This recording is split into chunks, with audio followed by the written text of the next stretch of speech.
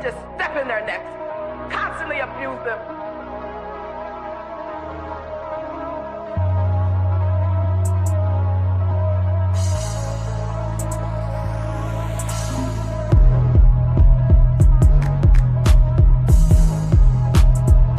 Scared to death Negroes are my enemy.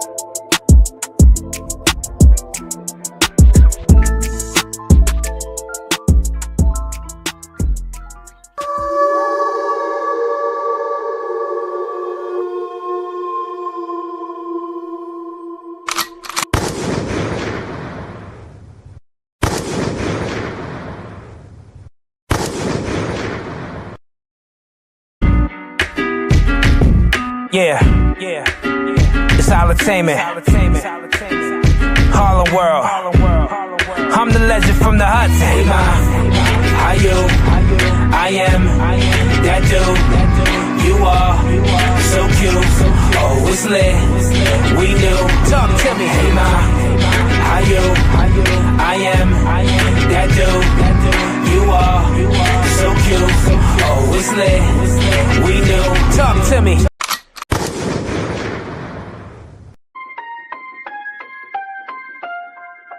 Scared to death Negroes are my enemy. I'm about to drop my album. Who needs to go platinum? When you got an NFT, the industry is losing value. And I can tell by the volume. We'll be worth $1 billion in 33.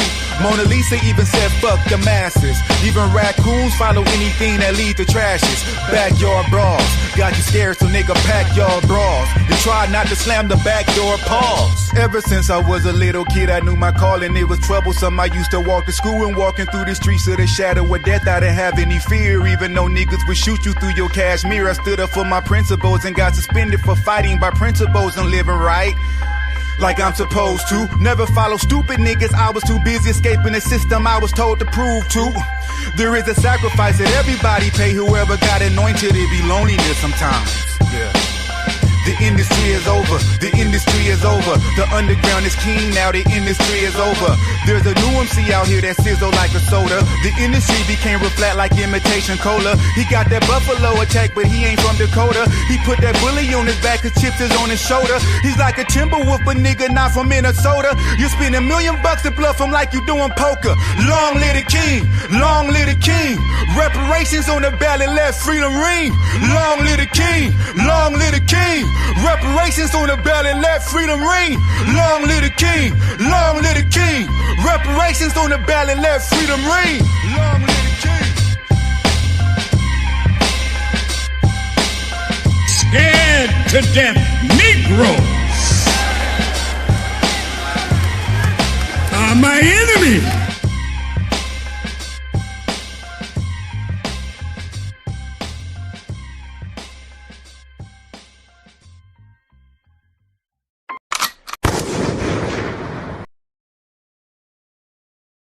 Peace, peace, peace, peace, peace, peace, peace, peace, peace. Salute to everybody that's checking in with us. We're going to have a good conversation today, y'all. Very good conversation, because this is the fatigue that I believe everybody's really having, right? And we got to have a conversation. We're going to open up the kitchen today. The brothers will be in here heavy today. And the sisters, I want to hear from some of my sisters as well. Check in when I drop the link. Some of our stomp down sisters, we need to hear from y'all. White fatigue. But I want to also premise that with illegal fatigue. Okay? The honorary minions of this system of white degeneracy. We're going to have that conversation today, y'all. Salute to everybody that's checked in. We will be live in a little less than 4 minutes. Salute to everybody that's checked in with your boy, man. Make sure y'all sound it off. Oh, shit. A bullshit? BMJ. A bullshit? Ladies, you already know what it is. Let's go. Blue shorts high. If you rap NJ, put your hands up. Drop low, back it up. Wait, slide in, then you dip. All my ladies, put your hands to your hip. Where we from? Jersey. Get them up if you heard me. Back it up, no sauce, you don't want that. Got the side on deck with a blunt rush. Tell a bartender to fill my cup. Joker said no luck, she is in my truck. Pull them shorts high, do you feel high? Wanna see you shake and bounce. When I step in and they see me, my name is who they announce. This a kick up, better pick up. If you with us, better pick up. Where we from? Jersey. Where we from? Make slide. Where we from? Jersey. Where we from? Make dip. Where we from? Jersey. Where we from? Jersey. Where we from? Jersey. Where we from? Jersey. Jersey break, y'all niggas nosebleed. I had the shit on lock when y'all niggas was spoon fed. I brought this shit. You stole the shit. Somebody better tell these niggas who they fuck with. You fuck with me, I fuck with you. Get out of line and I will. You use the same sound, same kicks. I made them shit. Get off my dick. Scared to death Negro are my enemy. Jersey, where we from? Jersey, where we from? Jersey, where we from? Jersey. Oh, shit. Really fast music.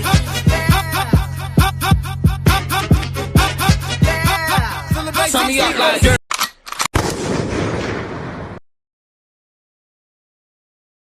Peace, peace, peace, y'all. A little less than 2 minutes and we are live. I want to salute everybody that's always rocking with us. Y'all pallet in here early. Brother Q, Brother Wolf. Brothers is going to be in here today, man. We are dropping a link. White fatigue. Are we really going to be honest about it? What's good is bad and what's bad is good. Deception that has led this system of white degeneracy, y'all.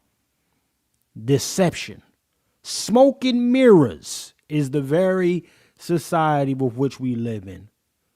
All right? We're going to have to wake that up a touch. We live in a little less than 1 minute. Salute to everybody that's checked in with us. Scared to death Negroes are my enemy.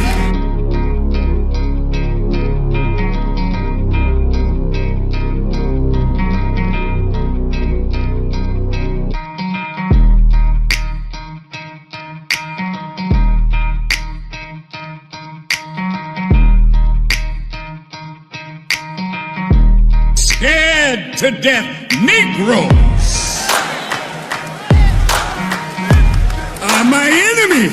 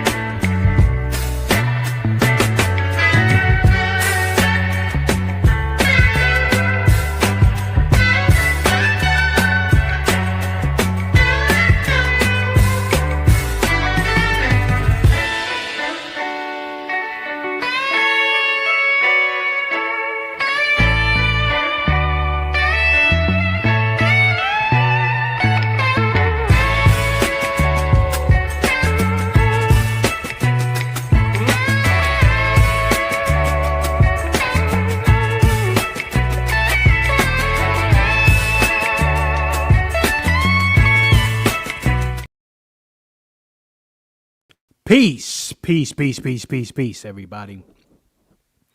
Salute to everybody that's checked in with us on this Friday afternoon, man. Ladies and gentlemen, make sure y'all like, share, and subscribe. If you haven't already done so, make sure you share this with particularly share this with a white person that you know that's going to have a problem with what we're talking about in here today. You understand? Kamala, help me out right off top. Let's really be clear about that. Share this with a white person. Okay? And also share it with a coon. Okay? Share it with a coon that love to get pat on their head by massa. Yes, yes, indeed. Yes, indeed. But before I go too far, if you're here for the first time, but you're not here for a long time, I am your host, Chef C from New Jersey, and today's program is brought to you by Bloodline Films in collaboration with LWF Training for season 2 of On Their Next podcast, in collaboration with our partner program here, which is Pat Talk, the brothers. Okay? Now, the conversation is necessary to have here today, ladies and gentlemen. Okay? Conversation is necessary to have. We got other announcements. I'll do those a little bit later. I kind of want to spin the block right into this thing. Let me get Brother Q up in the building, ladies and gentlemen. Q, salute, Brother Q. What's happening with you, man? What up? What up? What it look like? Peace Q, to the family. man. What's going on, y'all? Beautiful night, man. Oh my God, awesome weather. Awesome weather outside. Definitely if you're in the Northeast. Getting a little rain tomorrow, but it's very, very nice spring evening. Yes, sir. Yes, sir. You sit on your back porch, sit on your front porch, and be on wherever you live. Shit. Just enjoy the peace and happiness that you have established for yourself, no matter where you live at. Most definitely. Well, Q, let me salute the family that's in here real quick, and then we're gonna kick it off a bit, man, before we get to what we need to really talk about. But the only way to do that, we gotta get a little chef in here. Let me get a little chef in here, y'all. You know, y'all already know how we do. If you're in the building, make sure you sounding off a little chef. He put some respect on you. Let me get a little chef. Peace, peace, peace, peace. Salute, salute, salute. Let me see who's in here, man. If you're in here, let your why know it's real. Salute, salute to our brother Big Meech coming through. Salute to Big Meech. Yes, indeed. Yes, indeed. Salute, Meech. Good to see you, fam. Let me see who else is in here. We got our sister, the one and only sister is in the building. Good to see you, sis. Good to see you. Who else is in here? Yes, indeed. We got our brother Chris. Yeah. We got our brother Bakrat the Check in the building. What's happening, Cut? What it look like, fam? What it look like? Let me see who else is in here. We got Sister Carla. What's happening with you, sis? Good to see you, Sister Carla. Yes, indeed. Yes, indeed. Let me see who else is in here. We got our brother ABM in the building. Yes, indeed. Salute, ABM. This is going to be right up your block, player. Let me see. Who else is in here? And of course, ladies and gentlemen, if you don't know, now you know we got our brother Q from Let's Talk 2 in the building. Salute, Q. Little chef. Shout out to little chef. Putting respect on everybody, man. Q, sir, you know, we got a good program here. And I'm glad that the brother Juan J. Johnson, LWF, put me on to a program that hate produced. Okay? But before we get all the way to that, it's a couple things that took place during this week. Okay? I saw some apologies. I saw some things that I didn't particularly expect. But I want to highlight it because I do believe that it is necessary that we put some respect on it, you know, as far as the way we are perceived in the public, okay? Now, I got this one thing here. So this thing came across the disaster, and I saw, right, some incident happened in New York City where a young man was about to put paws on his mother. He was about to, he's about to wash his mom up. And uncle came through and saw that he was about to do that because nephew wasn't aware that uncle was out there, right? So he was talking extra spicy to talking extra spicy to his mom. And uncle came and put paws on him, hemmed him up. Look at him, got him hemmed up. That's his nephew.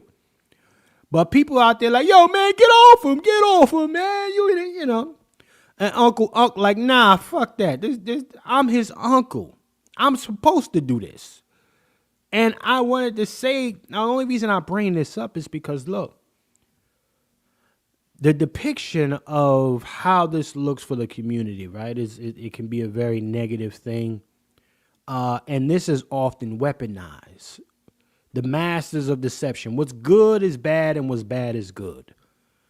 Now, I want to know from everybody in the chat, after we play this clip, is this a bad look? And in what regard? Y'all let me know. Let's go ahead and play this clip. Fair use, y'all. Fuck out here. Fuck out here. Fuck out here. Fuck out here. Fuck out here, nigga. Oh, get off him. Get off him. Trying to fight my mother. I was coming up here and told you. That's his mother. Don't listen to him, man. And you a parent? Yeah, but you choking him out, man. I'm not choking. I could have beat him. It's his mother. I'm not choking him. I'm holding him. I'm just training. What the fuck? Come on, man. What the fucking do?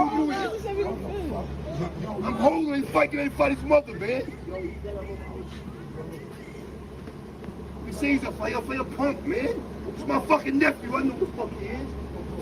I could have been hurting him. I don't want to hit him.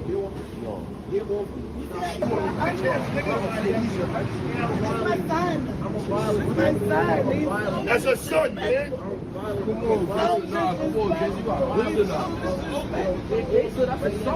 That's your son. What the fuck? It's your mother. No, why you trying to fight? You was giving me a fight about it. Yes, you would. Yes, you would. You give me a fight. Yes, you did. You was getting ready to fight, man. What the fuck are you talking about? You didn't know I was here, man. If I went to fight, don't you think I came out swinging? No. Dummy, think about it. What the fuck? Swing up me now. My face right here. Fuck you want. You better be glad you my nephew. I'll be fucking you up right now. Now, y'all pretty much get the drift, right? Now, Brother Q, listen. In this case, the young bull would qualify as what they call in modern day a YN, right? As far as what that is, what the ignorance that comes along with that, particularly the way they co-opted today. However, some will say, well, there's a time and a place for this, Chef.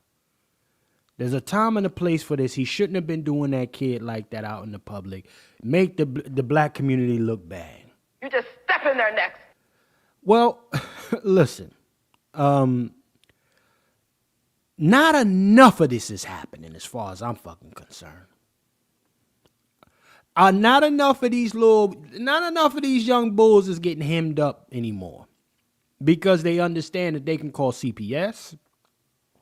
They can understand they can put a case on their parents' heads. They understand this.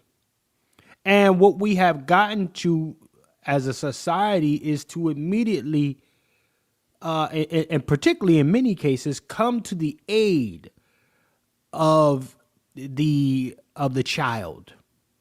Especially when it's a black on black situation. We don't see that same kind of energy when that same young bull would be hemmed up by the police. We wouldn't see that same kind of, oh, get off. We wouldn't see that same extra kind of energy, right? So I'm curious to know from y'all, man, especially in the chat, is Unc out of pocket? Look at Mom. Mom right here like, yo, this little motherfucker was about to steal off on me. What I'm supposed to do? He's a girl. He's a little man. I can't do nothing to him. So what say you, brother Q, man? I'm just trying to get some understanding here, man. Is this I like it because to me it's getting back to the old ways, sir. What say you? I Uh, can't hear. There you go, Q. the uncle deserves uh Pat Talk Man of the Year. The uncle deserves a salute. I wish the uncle could come on the show. Come So on. I give him his flowers. This is what we need. This is checks and balances Come on. on the behavior. How could you disrespect the womb that bore you? Your mother bore you. Regardless of what's going on. I don't care what the mother had done. For you to try to physically harm your mother, he's lucky that her brother, his uncle, didn't take him up out of here. And he didn't take him up out of here because he didn't want his sister to be hurting. I'm all for this, man. I'm all for this. In any aspect. I'm an uncle. I'm an uncle. I'm a father. I'm a son. Come on. Now both of my parents is gone, but this is never this type of behavior from anybody to treat their mother in this form and fashion is never acceptable. And I salute the uncle. The uncle can't do no wrong in my eyes. And I know Chef C, you'll come with a wheel kick and show us some more that we might have didn't see. However, from what I see and from what I gotta say, salute to him. He deserves his flowers. Well, listen, Q. I'm going with you. I'm going with you, Q, because listen, let's be clear. Let's really be Kamala, help us out real quick. Let's really be clear about that. There has been an uptick, right? Whether cats are hearing about it or not. Ladies and gentlemen, just so you understand, there has been an uptick in young kids attacking their parents. Okay? As opposed, and listen, let me be clear about something. These little youngins nowadays, they not catching the hands and feet that we used to catch, y'all. They get put in the corner. They get their little cell phones taken, right? Or they'll get a little belt that ain't got no real shit to us. Listen, y'all know what I'm talking.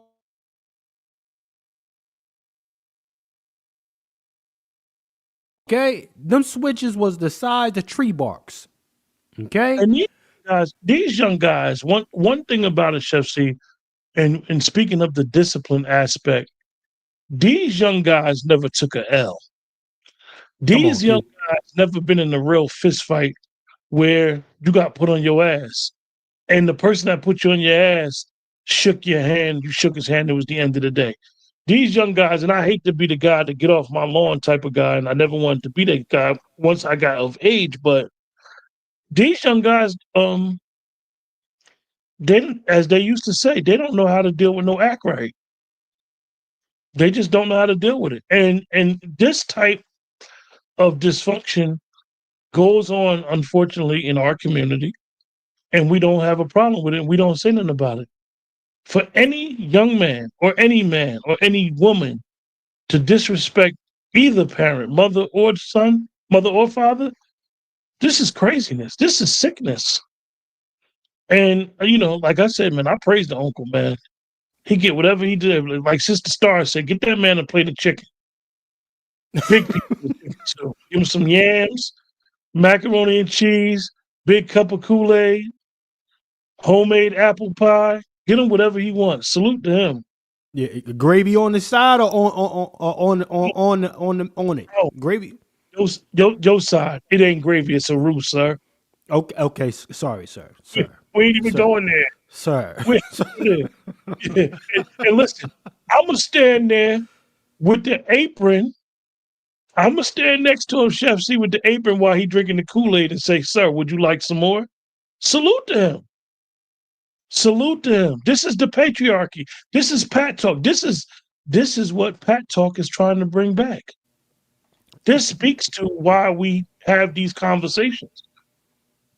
You know what? most You of know these what, Q? conversations- I'm gonna drop the link right now. Let's not even wait. Let's drop the link now, cause I know some folks feeling some type of way about this. I want to hear from y'all.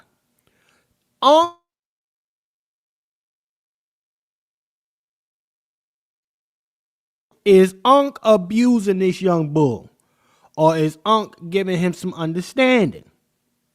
Huh? Dr. Shaw, good evening, sir. Good evening to you, sir. Here's one. Now I want to bring brother Dr. Short up to speed, sir. I'm gonna spin it back because I don't think brother Short is up to speed. But check this out, Dr. Short, as you get yourself set up, sir.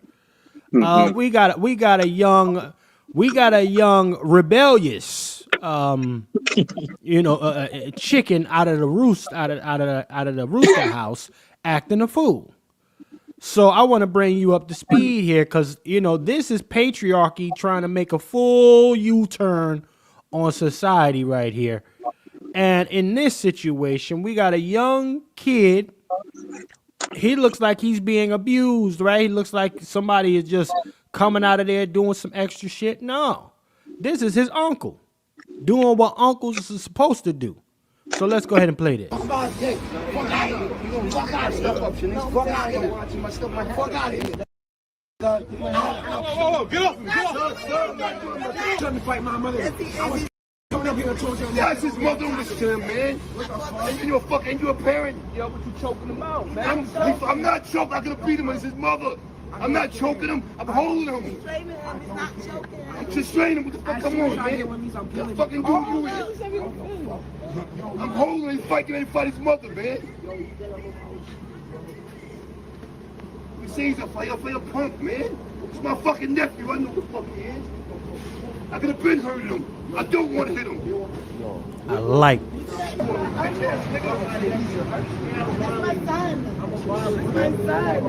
That's her son, man.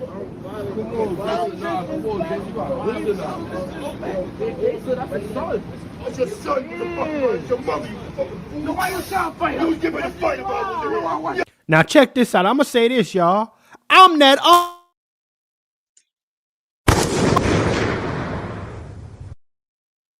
I am that uncle.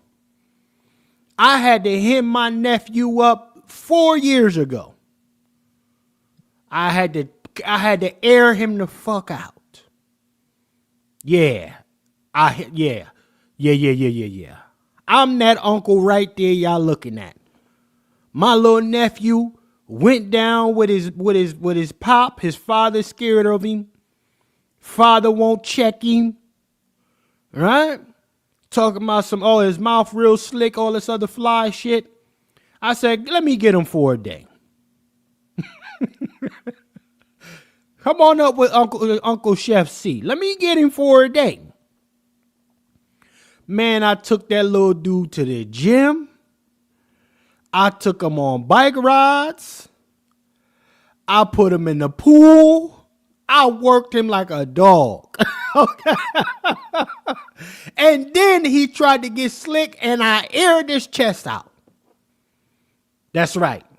Oh, Chef, why you out here? Nah, fuck that. If the uncles or let alone the direct biological parents aren't willing to do this kind of shit to these kids, okay? Discipline, that is. Not abuse, discipline. Two different things. But some of these light featherweight fucks around here think that you're not supposed to be putting hands on it. And then you got white folks with their deception. See, this is why we got to be so aggressive to your kids. Okay, that's the deception right there. Let you line them up so they can do the rest and get your kid up out the way. Shout out to the deception. What's good is bad and what's bad is good. Right? Don't be so aggressive to these kids. Don't discipline your kids. If your parents are too overly disciplinary toward you, you can call CPS on them. You can get a case put on them. Child. This is how they've been successfully separating families for years now. decades now. Because they've taken, and this is part of the reason why it's so important to make sure that the father is not in the house. Right here. You see the little boy on the ground screaming, "Get off me, mom! Get off!" He's like, "Nigga, I choke the shit out you, nigga. Nigga." Because when the boys get to a certain age, and even the little girls, you gotta hem them up. You got to body slam them. Yeah, I said it. I'm not condoning violence. I'm condoning discipline. And sometimes some people and some individuals require a little extra disciplinary examples. Okay? Chef C was crazy, right? I had an uncle, man. I had an uncle that was revered. When I mean revered, now my mother was one of 8 children, 4 boys and 4 girls, right? And when I mean the sisters revered this brother, they revered the other 3 brothers, but this particular brother was revered. They made their kids, my uncle, we revered. To this day, me and my cousin talk about this particular uncle, and he never was physically abusive or physically disciplined towards us. But when he spoke, we was like, "Yes, sir." And gave us game, taught us how to be men, and taught us how to be accountable for your actions. And when I mean revered, Chef, man, I can get on the phone right now and say something to my cousin and be like, "Yo, my Uncle Rajan." And the first thing my cousin going to say is respect. And that was all because of his sisters. Our mothers revered my uncle. And we respected him and revered him. This brings back good memories, even for you to say how you had to check your nephew. I laughed because that's what it's supposed to be. That is the patriarchy. Well, listen, the deception, again, and this is why I say white fatigue. See, the deception of white fatigue tells us that this is bad, right? This is bad for us to do this to our own blood, our own flesh and blood, to keep them in order. Because you know why? If we don't do it, that gives them the opportunity to do it later. They want to be able to hit that lick. Check yourselves so others don't have to. Correct, sir. So I'm looking at this and I say, yeah, I remember when I had to pop my nephew in his lip. I popped him in his lip and I aired him out. Chef, you were abusive, man. No. And when he decided to get a little extra with his mom on the phone, well, with his dad on the phone, I sat him down and I ain't feed him for the rest of the night. Yeah. He didn't eat enough. He had nothing to eat the rest of the night. What he ate earlier in the day with me, that's all he had. Oh, Chef, that's abusive. No, it's not. Because when that hunger set in, it hit harder than anything that I can possibly do physically. That hunger hit the bottom of that stomach. Yeah. You know what? But I'm going to go to brother ABM and then I'm going to go to my brother Dr. Shaw. Brother ABM, man, are you up to speed, man? Salute to brother ABM, man. Yo, what up, man? Hey, shout out to the patriarchy. Yeah, I'm up to speed. And listen, I was born in 81. This is James Evans. Come on. Okay? The greatest black TV dad in history. Okay? This is just like Q said. This is the patriarchy. Come on. Little nigga got out of line. Look at the still picture again. Unc got your face on the pavement. Little nigga. Somebody just spit right there. Come on, wake that. Yeah, And come your on. face, he got your face on the pavement right now. Homeboy was on his back with his legs in the air. Come on. That's crazy. Okay, But you so really care about that. you can't ever get tough with people again in your life, bro, let alone your mother. And we talk about these jacked up mothers all the time. Hey, I get it, bro, but see, this is good old fashioned 60s, 70s, 80s straightening. Nah, this ain't toxic. This ain't abusive. This is straightening a little nigga out. Right. Come on. This is what patriarchy is all about. Look at the mama standing right there. Notice she ain't complaining. Cause she get it. Hey, watch this. Let's play some. Notice how mom not stepping in. She letting him get that understanding. Get ready to fight, bro. What the fuck are you talking about? You didn't know I was here, man. If I went to fight, don't you think I came out swinging? No. Dummy, think about it. What the fuck? Swing if you now, my face right here. You let me glad you my nephew. I'll be fucking you up. I love it. I love it. Bro, a homeless man took a piss right there the night before. Look at him. Bro, you not built for this, bro. You gonna have to find a better way to channel your anger, bro. We all have bad days, but you ain't built for this.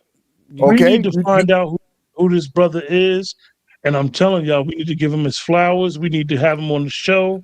We need to tell him we respect him. Like, this is what we're about. I would hit his Cash App if he got a cash. If y'all find this man, I'm hitting that nigga Cash App. Okay. We have to bring this back. This is black masculinity. This is black patriarchy. This is what's missing. And listen, Chef touched on something. Now, what would you rather have? Would you rather have the uncle do this, or would you rather have the police do it? Come on. See, because the cops ain't going to take. How many times we hear these stories? Somebody called the cops to their house, cops come kill somebody.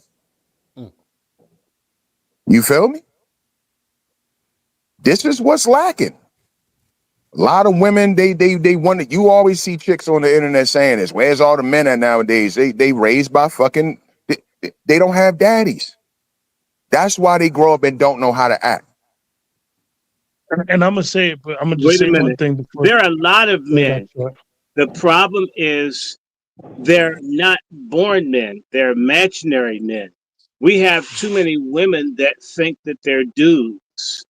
That's the real problem we have in the community. We have too many she-males.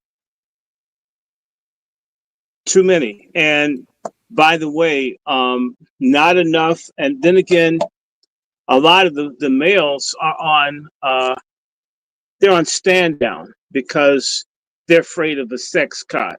You know, when you teach a man his only value is his penis, then that's the one thing he doesn't want to lose, is the ability to go into some woman's orifice. Thank God it's a woman, okay? And so if a woman say, my children get to burn down the community and you just say nothing about it if you want to get this pussy, then lots of guys aren't going to say anything no matter how they feel. Why? Because the only thing that truly esteems and values me as a man is my dick. And therefore, the pussy veto is why there are no men. It's women's fault in this area. And all you have to do is be in an environment with Black youth, and your greatest enemies for trying to have order will be Black females. Well, you should use more psychology. She's physical and cusses people out, but you better not do what she does. Our women are out of order. They've been out of order, and no one corrects, because what? They'll cut off the pussy, which means this has got to end somewhere in this game. The PWP, people with pussies, are going to have to come to themselves and recognize if we're going to survive as a people, they're going to have to be some rules, some protocol. Okay, you can't be a woman and a man at the same time. You're a freak. But this is the thing I'll tell you, and I'm not trying to make it special, but initially, for the first almost 9.5, almost 10 years of my life, I lived in a predominantly white area. I noticed once I moved to the city from the suburbs, all of this masculine behavior, even at an early age among Black girls. And it was supported. And in fact, we have a whole generations of Black men that are goddess worshipers that encourage machoism among women. It's just if it makes them generous. It's the same thing as the Boule or the Greek letter organizations taking in white people. See how special we are? White people want to join us. For certain Black men, look at how progressive I am. My woman's carrying 2 or 3 bags of groceries. See, I'm open-minded. And this ultimately extends over to my child is trans, like Dwayne Wade. You keep seeing this very weird behavior. But it's an alliance between sex slave simps and beta males and pork chop feminists. And a lot of women that see it, frankly, fear other women calling them out because they're on their own. And at the same time, the other Black men, every woman is an opportunity to fuck. Pardon my language, but it is. So if you are willing to do the right thing as a patriarch, there's a dude who figures that woman that's mad, he could go and say, oh, Chef C, he ain't shit. I don't like Chef C, he don't understand. Because that's pussy talk. And the women know it's pussy talk. However, they like being in charge. There's an insubordinate tradition and custom in our community. It has to be shattered and smashed. And it will never come with asking, as Frederick Douglass says, power concedes nothing without a demand. Begging pork chop feminists and other like type social hermaphrodite type sisters, that's never going to bring things around. Okay? I'm dealing with a pork chop feminist situation right now where someone's trying to steal the property of a family member that just died. And they don't give a damn about the will or anything else. They're going to just do this. And they know that they'll get help from other females in the extended family. And most males will be silent because they don't want a problem. And the patriarch male is the enemy because he does stuff the right way. You see, slavery and all these other things really fucked us up. And a lot of us have been trying to get unfucked for hundreds of years. But you have to understand, some people are like catfish or crabs. I just had some crabs today. Crabs like eating shit. Catfish like eating shit and dirty water. If you put the water too clean, the catfish is going to be miserable. Crabs and oysters and bottom feeders like trash. There are whole swathes of our Black community that are like bottom feeders. And what we stupidly do is we say, well, slavery happened, so she's got to have 10 kids by 20 different guys. Because instead of saying, oh, you need to cut the damn faucet off. And in addition, I don't want to do pickup basketball or play pool with a dude that's not responsible for the kids that have jumped out of his nuts. You know, we Black men don't confront our peers. When we have a peer and he got like 8 kids, and you know he ain't supporting none of them, and you're playing basketball with such a person, no, we need to literally go to war with the disease in our community.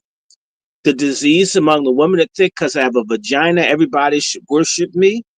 No matter if I'm so morbidly obese, I'm in a power, what's the thing called, a power chair. And Titty so big it gets caught on the wheels of the power chair, but she thinks she's sexy wearing spandex. Or the simplified sperm donor who doesn't know how many women he's impregnated, and he feels like, well, social services will take care of it, right?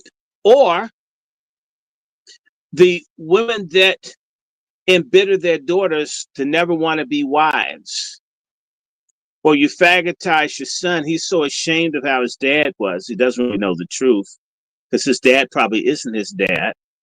Bitch is lying. And the dude who is a sucker that's raising another man's fuck trophies always gets denigrated to this dude want to be gay and be a woman because black men are no good. And it never, I mean, maybe once he got AIDS, realizes this guy who wasn't my biological father was there for me. He loved me. And my mother had me hating him. See, we got to go after that. We got to have a standard. Having a pussy's not enough.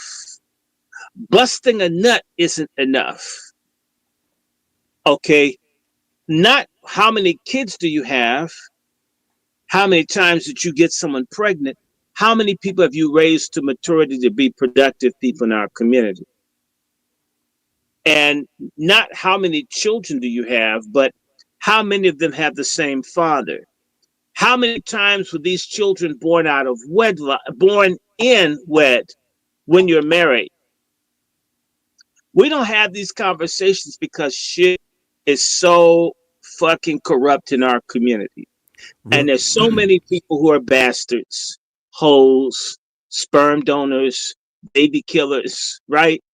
Until when you start talking a room full of black people, there are a lot of fucked up people with fucked up family systems. And it's been like this for generations. And the truth, if you think the truth hurts white people talking about black history, just talk about at least the functional family system and see how quickly certain black folk want to kill you for saying something as basic as children should have a father. A husband and wife should work together. And see certain people get torn like you did some. They're just like saying a black person should be able to vote. This is a big threat to our community. The immorality in our family system, the immorality of how women conduct themselves, how men conduct themselves, how we treat sex, family life. In fact, frankly, we don't give a damn about babies. No other group of people outside the Native Americans have so many of their children in the hands of the state. If the state's trying to take our children, you mean we can't coalesce to keep our children from being taken? We can fight for the Palestinians and people in Congo and Haiti and everywhere else, and we can't fight for children here? Almost every time that there's an opportunity to do what is right for the greater good of us as a collective, there's a reason why it's not happening. And by the way, as Brother Juan will tell you, we become a people that hate God and hate order. And that's why they hate patriarchy. Okay, why? Patriarchy's going to say, I know you're not trying to steal this shit in the store. Patriarchy is the security guard may have not caught you stealing, but I saw you. You should put it back, because I'm going to kick your ass worse than the cops if you think you're going to walk out of here as my son, nephew, and take something. This is part of removing the men from there, but we need to understand what we do, what's been done to kick men out of the family. And I have to say this, black women, suck it up. You have the highest rate of divorce of any group of women in the Western world. As if black men are the worst men in the world. So for every, and I'm giving you data information from the 90s, I'm certain it's worse now, but for every 1,000 black marriages, at minimum, you have something like 650 divorces or separations. Do you realize that that's many times that of white women or Latino women or Asian Pacific women. I mean, so my God, the ladies are incredibly difficult to do. Who can form a family with someone that's anxious to go to divorce court? How many of you guys talk to people and the woman says, I'm bored, and it just busts the family up, and they know, and that's what I'm saying, that there's a disloyalty issue, and many black women are traitors to the black community. They know if they go to the court, even if they can see that the woman is a piece of shit, they're going to rule in her favor against the black man. See, and yet the liar feminists in our community say that black women are the main sufferers of what's happened all these last 400 or 500 years, and black men have had it easier than black women. Now, if that were true, why aren't there as many black women in jail as there are black men? Ask yourself. Why are there so many social programs that black women are more likely to benefit from than black men? If black women had it worse than black men, let's be honest. So, and black men that they don't get credit for, a lot of black men, in spite of everything, have been protecting black women even when they've been disloyal. Let us remember that. Because if you hear these feminists talk, all black men do is beat black women's asses like Mist in the Color Purple. I know a whole lot of people. You couldn't put your hands on their sister or their mother or their grandmother. It just can't happen. Period. Right? And we see stories every so many weeks of a young black boy, boys as young as 5 years old, being killed by an abusive sperm donor friend of his mother, boy fighting to defend his mother dying. They don't call these boys heroes. You know why? Because we don't give a fucking damn about the life of black men. The black men that are fucking these women that have these kids out of wedlock hate the kids opposing the bullshit that they're running. And then the women don't like being held accountable that you exposed your child to death because you want to fuck, drink, and get high. And we're talking about millions of people. So when these boys die protecting their sister, their mother from grown men, we don't have this discussion. No, black men die every fucking day. The second leading cause of murder for black men in this country is fighting over a woman. A woman said this dude's on another dude's head. A woman said. And a woman lied. A bunch of them are liars about everything. They're protected just like white men protect white women in the wrong. However, white women talk feminism. They live under patriarchy. Black women, a lot of them will talk about unity and family, and they're feminists. They're worse than the white women. And most black men, I've met them. There are a lot of black men that think they can coexist with feminism. You show me a black man that likes feminism, and I'll show you a person who's a moron. I'll show you a person that's a traitor to his own people. He's weak. He's in denial to how fucked up. In fact, he's weak. And often these guys are the first ones to commit suicide or end up homeless. They can't believe they kissed a woman's ass. They went along with everything they read in Essence magazine and their little bullfrog looking bitch, bell hooks. And the woman still divorced and left him, was cheating with another woman or another man. And it's like, damn, I did everything. Why isn't this shit working? Because it's a fucking lie. Men and women have different roles and different things, and it won't change. Just because slavery, enslavement, this crazy system made black women more man-like, white people did this on purpose. It's white men that made black women dudes, not black men. Black men had to learn to live with masculinized women because white men are killing us and dealing with us more harshly than black women.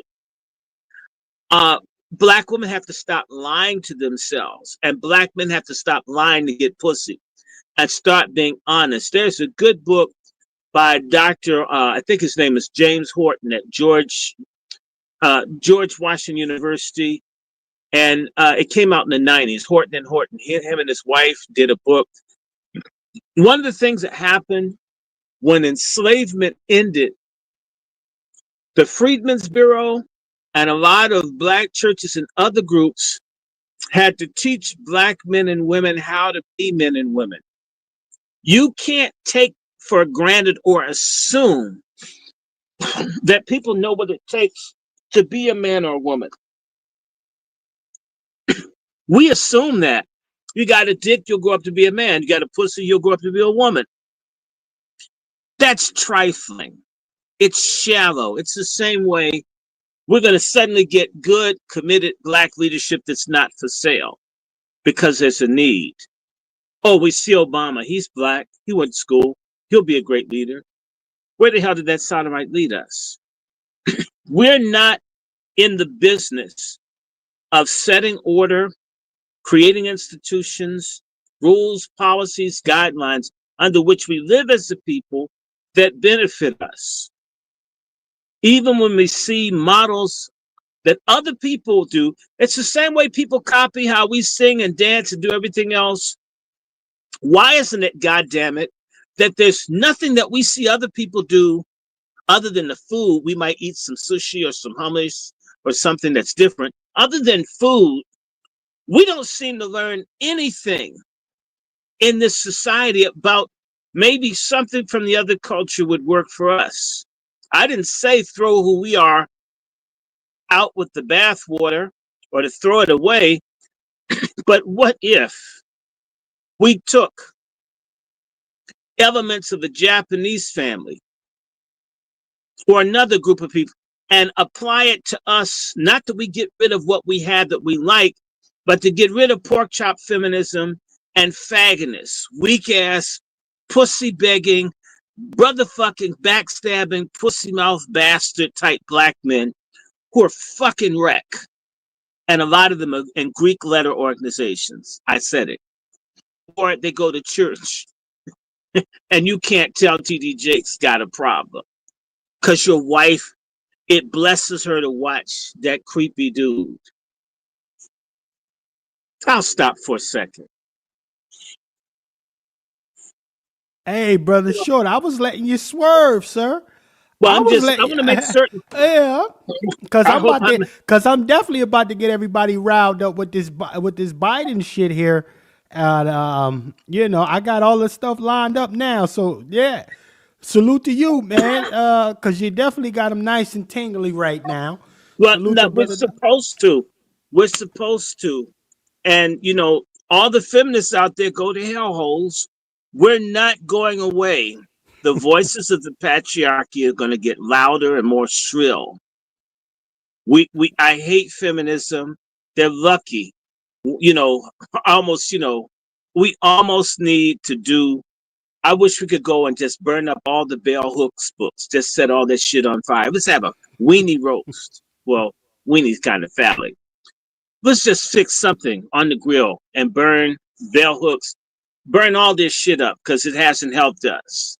Little studs like Nikki Giovanni, all these anti-family, anti-black baby, anti-black womanhood, black familyhood type people, and if there are any black ones too, little goofy ass Cornell West with that big ass afro, snaggletooth, hypocrite with all those white wives, and he's friends to Bell Hooks.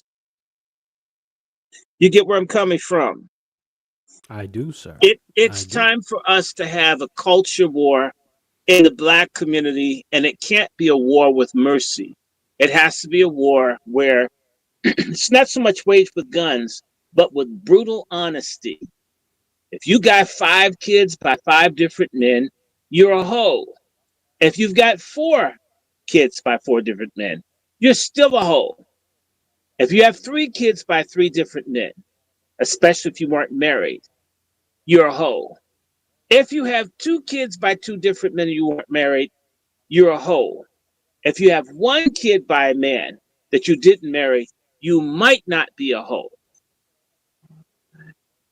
We need to bring that kind of shit back. That makes A lot of sisters mad. Great, be angry.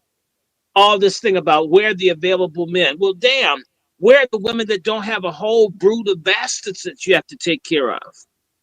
How come you're not coming into the marriage or whatever relationship without all these goddamn attachments?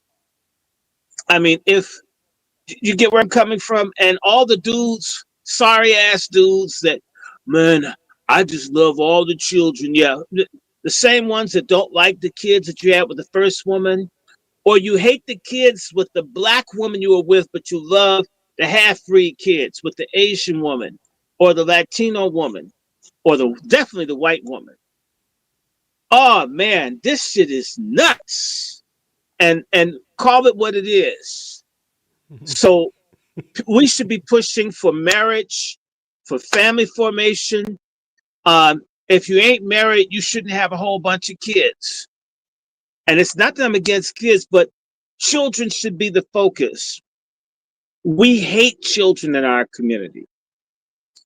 Proof of that is our communities aren't safe. All the kids that get hit by stray bullets and shit.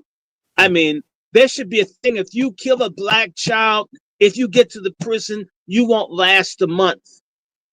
We should have money on the books of people who execute patriarch justice behind bars. You rape a black woman, I'm sorry, the white system can forgive you. We'll get your black ass. You're a pedophile, you molest a kid, we're gonna get you. I don't care what the white man's law says. What about our laws? We must have a system, a legal system, and in fact, same way the Indians, the little tribes get to do their own laws, if we were real patriarchs, we would be the police and we would be the justice system. You rape a child, we put your ass in the electric chair. Maybe we'll use solar power, but we fry you. You rape somebody, damn, got a good catfish farm. We'll feed you to. We could stop this shit. And a whole, we want a DNA test to the father gets to see the DNA test as the baby's born. No more mysteries, hoes. No more scamming. You can't use the white man's system, talk this feminist oppression shit, and you're part of tearing down the black family because nobody's called you out because someone wants to beg you for your cooch, which may or may not be good. It's definitely not new, and it ain't fresh. It's time for us to and it ain't committed. It's not loyal. It's, what do they say? It's like, they call it a bear market. So it's like, well, we'll call it a beaver market. This shit's volatile. It's all over the place. Everybody's had you. And you want a millionaire. You weigh 900 pounds in a homeless shelter with 8 kids. And you're talking about the quality of black men. Shut the fuck up. Well, hold on, brother Dr. Shout out to brother Dr. Short, goddamn. Shout out to this brother right here. Listen, y'all. We gonna take a small intermission right now. It is at the 1 hour mark.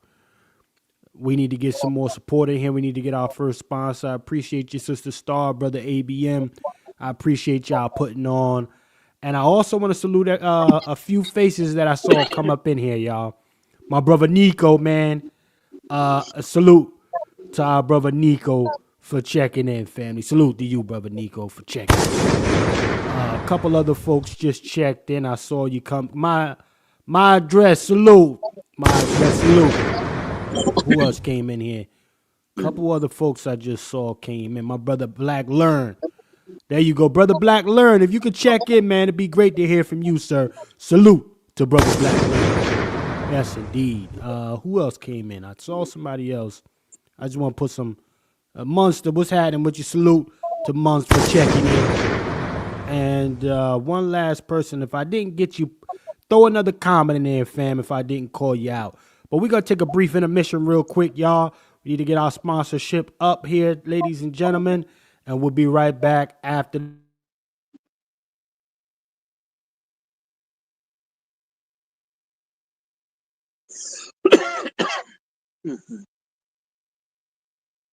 Scared to death Negroes are my enemy.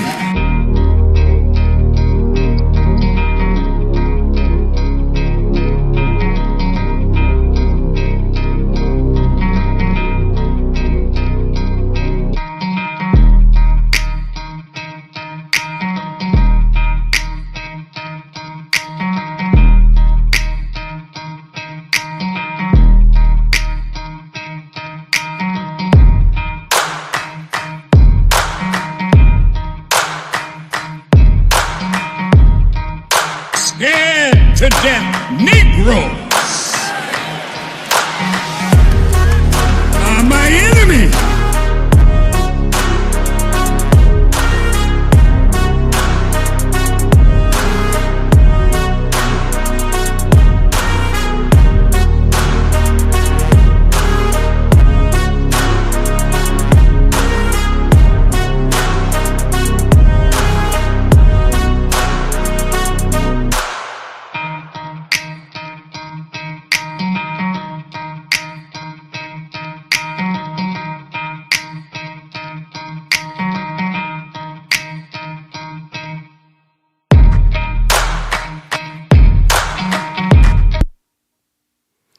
Peace, peace, peace, peace, peace. Ladies and gentlemen, we are looking for our sponsors today. If you'd like to support the program, $FTS49, $FTS49. I want to see a major salute to my brother ABM for putting on and keeping us alive right here, supporting the program. Salute to brother ABM. Yes, indeed.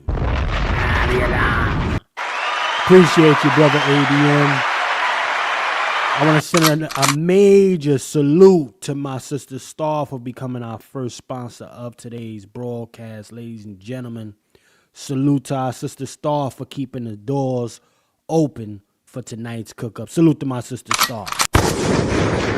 Yes, indeed. Yes, indeed. Rock the flex bomb. Appreciate you, sister Star. Thank you for your contribution. All right. Couple more minutes here, ladies and gentlemen. You'd like to become the co-sponsor with my sister Star, will be a $25 contribution, $FTS49, or if you want to become the sole sponsor of today's broadcast, that will be $26 and up to become the sole sponsor of today's broadcast. One more track. We are looking for more support, and we appreciate y'all coming through. Appreciate everybody. Salute. Scared to death Negro Jenkins for president are my enemy. I'm about to drop my album. Who needs to go platinum? When you got an NFT, the industry is losing value. And I can tell by the volume. We'll be worth $1 billion in 33. Mona Lisa even said fuck the masses. Even raccoons follow anything that leads to trashes. Backyard brawls. Got you scared, so nigga pack your bras. And try not to slam the back door pause. Ever since I was a little kid, I knew my calling. It was troublesome. I used to walk to school and walking through the streets of the shadow of death. I didn't have any fear, even though niggas would shoot you through your cashmere. I stood up for my principles and got suspended for fighting by principles and living right like I'm supposed to. Never follow stupid niggas. I was too busy escaping the system I was told to prove to. There is a sacrifice that everybody pay. Whoever got anointed, it be loneliness sometimes. Yeah.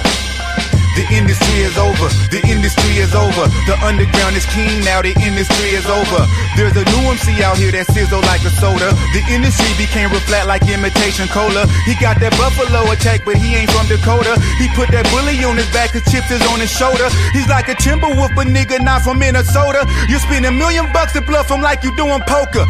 Long live the king, long live the king. Reparations on the ballot, let freedom ring. Long live the king, long live the king. Reparations on the ballot, let freedom ring.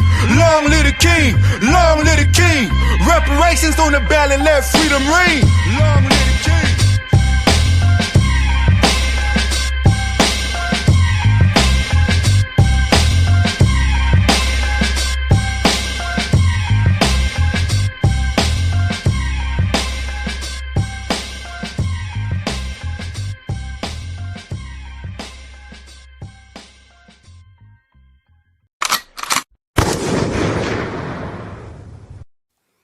Peace, peace, peace, ladies and gentlemen. We are back, and we are here to get some understanding. Right now, in order to get that part of that understanding that's necessary, we gotta understand history, right? The media does a phenomenal job of only showing, and when I say this media, I'm talking about this system of white degeneracies media. The media itself has found a strategic way of presenting things to us. And it never serves one purpose. Let's be very clear about that. Shout out to Kamala Harris. Let's really be clear about that. It has never served one purpose. There is always a message within the message, ladies and gentlemen. And I would challenge any of you to question the mere fact that the only massacres that we know about universally or on a collective level is Tulsa, right? Black Wall Street. And then you have Rosewood. But there's tons of other massacres that don't get the proper attention that it deserves, ladies and gentlemen. And I want to say that for what's good is bad and what's bad is good. So yes, we'll be educated about these atrocities. However, they won't tell you that it's not a one-off, right? It wasn't just an accident. It wasn't just one situation. Actually, it was patterns. It was strategic, and it happened all over the country, right? This is also part of the PSYOP, as people would say, the PSYOP, the psychological warfare that this degenerate media likes to wage on our minds. So when you think about white fatigue, per se, we are dealing, ladies and gentlemen, with the masters of illusion. I call them masters of illusion, okay? Shout out to Biden. We're going to get to him, okay? But we have to understand that the majority of things that we do know on the collective, it is because that is what they want us to know. And shout out to my brother Wolf, who brought this to my attention here. A film that I believe most of y'all need to check out if you haven't checked it out. Do the diligence. It's called The Hate That Hate Produced. Now, when I looked at this particular skit here that I'm going to play for y'all, I didn't hear, as they would call it, a black identity extremist group here, okay, or approach. I looked at and I saw a people, in this case, who say, enough is enough. Everybody else gets to have their pie in the sky experience except for us. And we're going to take that back on our own. We don't need your permission to do so. So let's go ahead and play this, ladies and gentlemen. Lock in, fair use. I charge the white man with being the greatest liar on earth. I charge the white man with being the greatest drunkard on earth. I charge the white man with being the greatest swine eater on earth, yet the Bible forbids it. I charge the white man with being the greatest gambler on earth. I charge the white man, ladies and gentlemen of the jury, with being the greatest murderer on earth. I charge the white man with being the greatest peacebreaker on earth. I charge the white man with being the greatest adulterer on earth. I charge the white man with being the greatest robber on earth. I charge the white man with being the greatest deceiver on earth. I charge the white man with being the greatest troublemaker on earth. So therefore, ladies and gentlemen of the jury, I ask you, bring back a verdict of guilty. God damn it. Let's examine that, ladies and gentlemen. Huh? Now, listen. I don't care how the feelings are.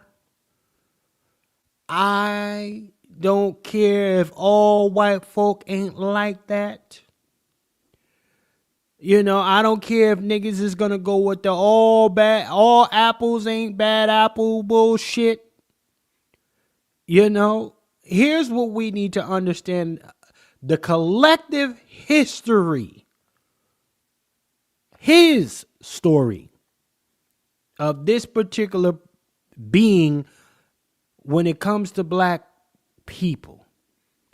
This young man who has found all of these charges to be of true and guilty verdict, that is the history of this particular being here in the United States when it comes to black people. Kamala, help me out. Let's really be clear about that. See, we in this moment, folks will they're going to go to their feelings because they got good old white friends. Right? I understand.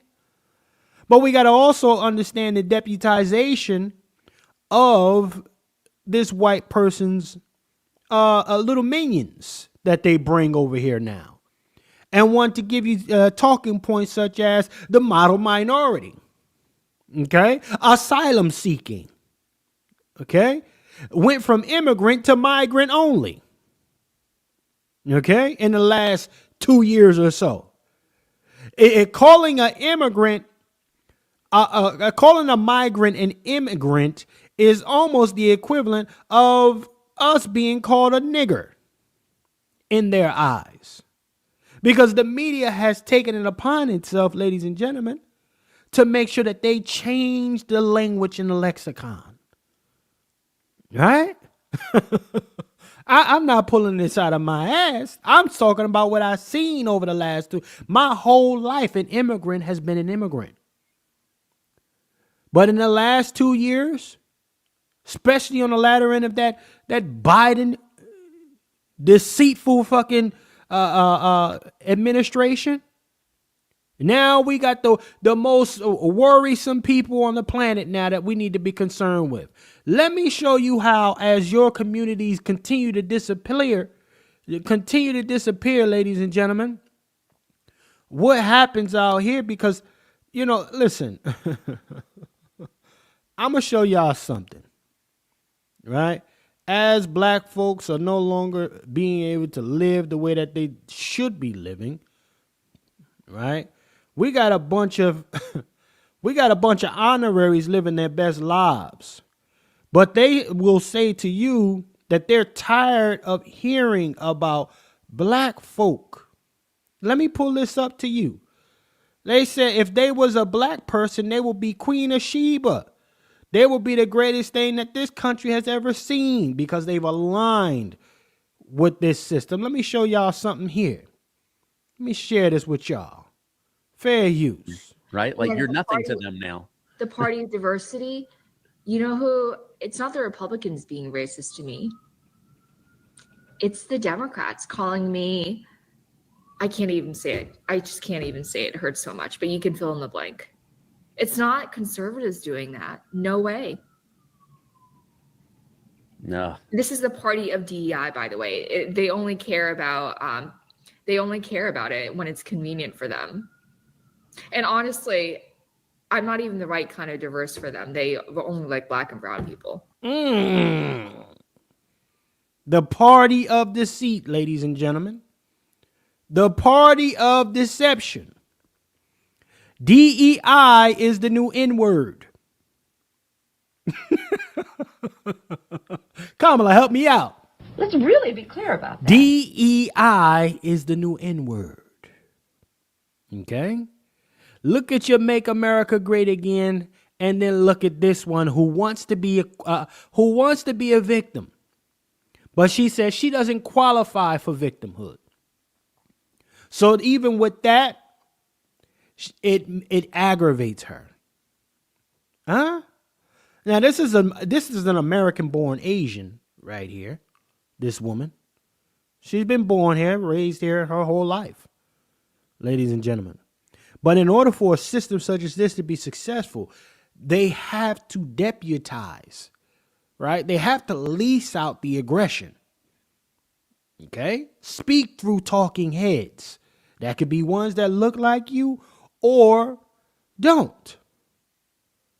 This assignment has to be shopped out. Let me continue. Let's just be honest. Well, they can't benefit from Asian people, and they can't benefit from the Asian story. Like, oh, their divorce rate's really low. Because we work hard and we don't take handouts. We work our asses off. We don't rely on the government. We don't. What's good is bad, and what's bad is good, ladies and gentlemen. Okay? This is coming from your model minority. Let's be clear. Kamala! Let's really be clear about that. This is coming from your model minority, ladies and gentlemen. Right? Let's be clear. Listen, she don't take no handouts, but guess what? I bet you your parents did. Right? Let's hear her little origin story real quick. Do welfare. That's not us. We come here the right way. We don't invade the southern border. My dad went to Harvard Medical School. Now my dad has a real estate investment company that employs hundreds of people. Okay, we created American jobs. We didn't take a handout. We're not parasites. The hate that hate produce. Was good is bad, and was bad is good, ladies and gentlemen. Now, depending on what side you land on, you're going to hear one side says big government is good. Other side will say big government ain't good. And then you'll hear from a young lady who happened to transition. Now grant this lady that y'all hearing it from, she is a new Republican. And when I say new Republican, within the last year and a half, she went from being a Demi to a Republican. Okay? Kamala, help me out. Let's really be clear about that. She went from being a Demi to a Republican in the last year and a half, ladies and gentlemen. She jumped ship. So these same handouts and all of that, she was all for it. It was all good just a year and a half ago. All right? Her daddy built the business that employs thousands of people, hundreds of people, as she said. Where did daddy get that money from? Oh, because he went to school? The American dream? Deception, ladies and gentlemen. See, you're going to hear more. You're going to continue to hear stories about a bunch of immigrants coming here with $150 only to their name or only $1 to their name, but magically they wind up opening a business. Where'd you get the money from? Where'd you sleep at while you was gaining this, while you were generating this money? What roof was over your head? Were you all on the street like our people? How'd you do it? You never hear that story, ladies and gentlemen. You're not going to hear it. Okay? You're not going to hear how a person magically had enough to get a plane ticket to the U.S., right? And turn their dollar to maybe $150 to a multi-million-dollar industry or empire for their family. That's a lot of borrowing. That's a lot of people bringing you in and not charging you a day rate for anything. We're not going to play these games. But again, when we're dealing with deception is how long can you remain behind the very curtain that gives you the cloak to run around and lease out your aggression toward a people? Okay? She has benefited from this American dream. And she thinks because her daddy had enough of the foundation as far as money in order to build it, that he worked from the bottom up. Daddy will never tell her the full story. And even if he did, because she's on cold with her dad, she won't relinquish that information to you. Kamala, help me out. Let's really be clear about that. Okay? Let me play some more of this because I just want everybody to understand. When we look at today, the way today is ran, right? You're not going to have as many white folks coming out blunt with their aggression. Don't get me wrong. There are some people who do it. Okay? But not as many because there's different ways of going about calling a nigger. so to speak. And then we're seeing the example right here, ladies and gentlemen, with her using DEI to call black folks nigger. Yeah. Let's play some more of this. So it goes against the narrative. It's not convenient for them. Yeah, you would be the opposite of the poster girl for Right. the Democrat Party. Exactly. Now look, we got two immigrants on the same platform. Right? Is this what is this? Immigrant fatigue? What do we have here? Let me go to my brother ABM. I'm gonna play some more of this, but brother ABM, what say you, sir? I thought it was necessary that we had to wake this shit up here. What say you? We got two immigrants talking about they don't benefit from DEI. They came here with a dream. Their parents built everything from the ground up. They saw them work hard. You see? Well, I mean, it's half true, because it's not so much DEI, it's drug money. This broad is Asian. I don't even play these games with Asians. I know for a fact that half of these little Asian carry-out joints, in my city, and I'm pretty sure it's the same in other cities, Philly, Cincinnati, Detroit, whatever. They selling fried wings out the front and they selling dope out the back. I know this for a fact. I've seen it all my life. That's a fact. A lot of these people are into the drug game. It's the same with the Indians. It's the same with Arabs. I mean, I've seen this with my own eyes. Okay, so we're just smart and we just go to college. Well, I mean, that's kind of true, because your daddy and your mama is sending you to college with dope money. These are facts. And ultimately, I blame black folks because the Asian dollar should have dried up a long time ago. Come on. In the black community. In my city, a lot of the Asians are selling out, and they're selling out to the Arabs and Indians. And they're doing the same thing. They just, refurbish the corner store, put a new sign out front, and they're selling cheesesteaks out the front, dope out the back. This is common. And, what burns me up about white people is that they still fall for this stupid shit. You some white man and you live in a cul-de-sac somewhere in the suburbs, or you in some rural wherever, you're in Wyoming some damn where, you don't know shit. You don't know a damn thing about the real world. Parasite my ass. They're the biggest parasites. These are the people who come here and don't give a damn about this country. Hey, my brother, you used a very good word, and you saw it as a negative, and it made me feel good. You said they fall for it. It's very important that certain people fall, and God willing, face down on the pavement of history. We shouldn't try to hold up people who've been knocking us down. And so if they need this, in fact, if you've been looking at the news this week, the moves are already being made. As much as there's a lot of racism and bigotry that's going on with MAGA, the thing I find interesting is that not only are they about to kick the CCP, I guess, the Chinese communist plants that are in the universities, they're going. The Indians are next because they don't give tech jobs to white folks. This is all being reversed. And as people get angry with these other people, they're going to start noticing that the Yemenis and others sell drugs in their stores in Baltimore, and I've seen them do it in Tennessee and in Missouri and in Illinois, right? And in Texas.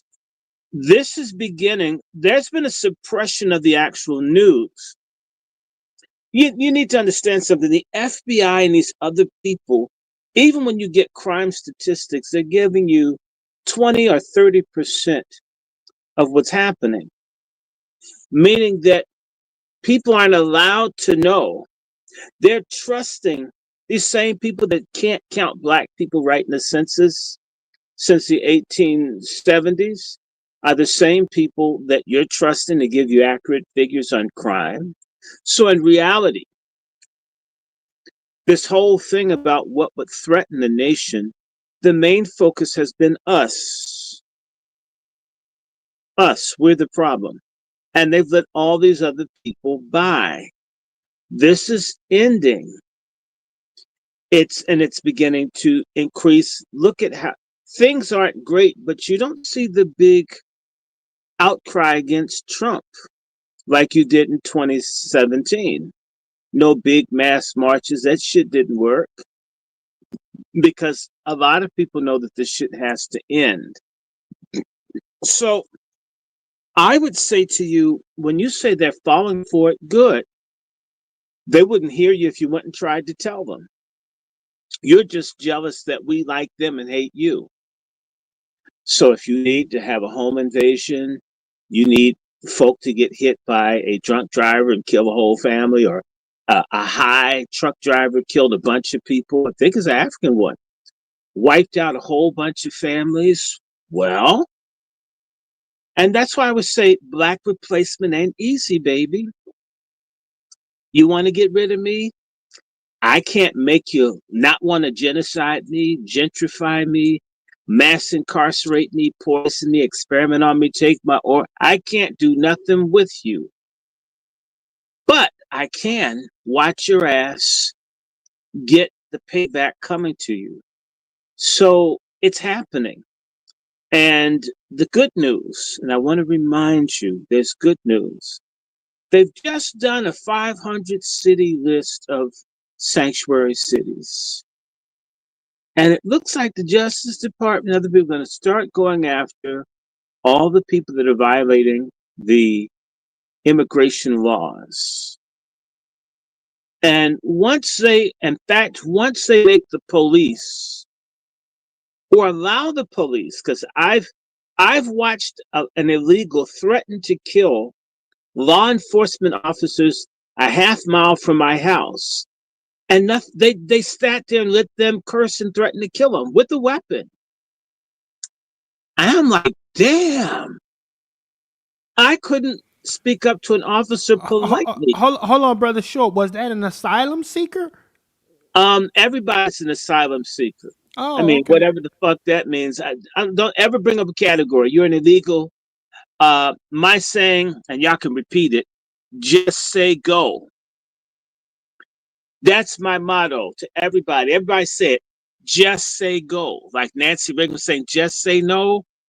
Well, we're saying just say go. In other words, just get the fuck out. But since you can't do that, just say go. And trust me, when they begin to go after the cities, and when the police are free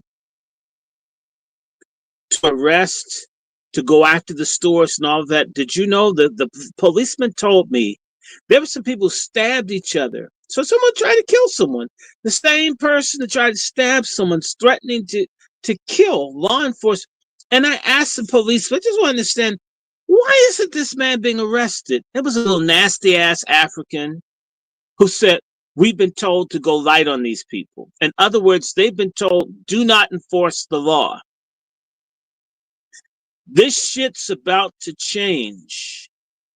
And when it happens, friends, all of a sudden the crime statistics are going to come up, because I'll tell you something. There are lots of rapes, beatings, disappearances of people who prey primarily on other people just like them in the country unlawfully.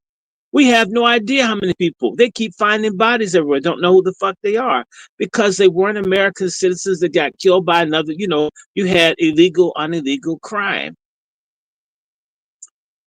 You can say that, illegal on illegal crime, illegal on illegal rape, illegal on illegal home invasion.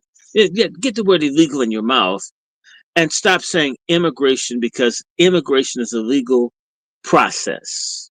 Illegal on illegal squatting. Yes, whatever. It's illegal. You don't fucking belong here. You're an invader. Therefore, once the sanctuary city thing is broken, and it will be smashed, you're going to start seeing people pressured to report more on crime. You're hearing more. You used to not hear. There were all kinds. These people can't fucking drive. There's a lot of shit they can't do. I was late getting to the show because the Instacart driver who delivered, they brought me everything but the mangoes and probably took those, right? It took them about 15 minutes to sort out my groceries in the rain because all this language shit. Y'all get me? Do you realize a black person couldn't do that, would never get a job? But they've done everything to replace our asses. But you know what? The beauty of white buyer's remorse is that, in the words of our prophet, our great prophet Richard Pryor, they found new niggas and they regret it. And the reason that a lot of people aren't mad is because they don't know. They don't know that there are 40 million missing Social Security numbers. They don't know that these people are stealing all kinds of stuff.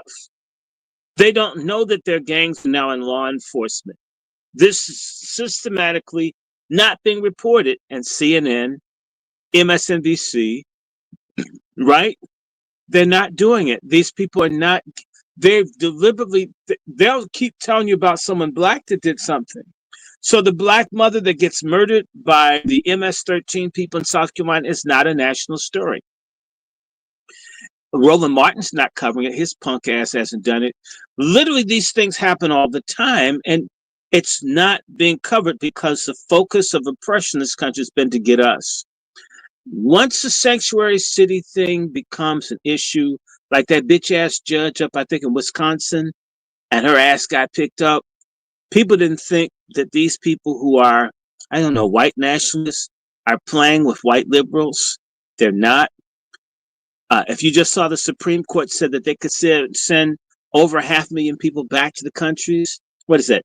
Venezuela, Cuba, Haiti, and wherever else. Don't you realize that's a precedent for now people on the lower courts and circuits to start kicking people's asses out? Once you recognize that there's certain cities that are having financial problems carrying all these fuckers, once people say, hey, look, it's unconstitutional, illegal for you to spend our tax money on people in the country unlawfully, you're going to start seeing people in government who dare try to carry or take care of these people, like that ass Baraka. You're going to see a lot of people's careers and stuff get destroyed. In fact, the answer to everything is 2 words: hire black.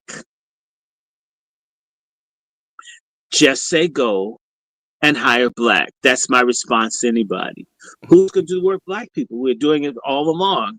You just don't want to fucking pay us. You're willing to pay the illegals and won't pay us who are here. So this is a good thing. Let them fall. Who cares? Let them suffer. It's good. The Bible says suffering is redemptive. It's time that people suffer for their racism and their bigotry. That part, brother Dr. Short. And that guy said, yeah, we do too control the media. We could have nigger boule preachers tell the truth on Sunday. We could, with our hundreds of black newspapers, tell the truth. Most of our leadership is bribed, what we consider leadership. Almost everybody you see with a decent-sized platform won't tell the truth because they're paid not to. And by the way, as things get more tough in our community, which they need to be, so that's a good benefit of Trump's people who are being really asinine and racist, it's going to make black folks delineate between patriots, sons of Nat Turner and Malcolm X, and the children of T.D. Jakes, Roland Martin, and Bayard Rustin. We need to delineate between coons and fighters. And so we're being brought beautifully in a position where people are going to have to determine, because normally I tell you something, most black people are cowardly fence riders.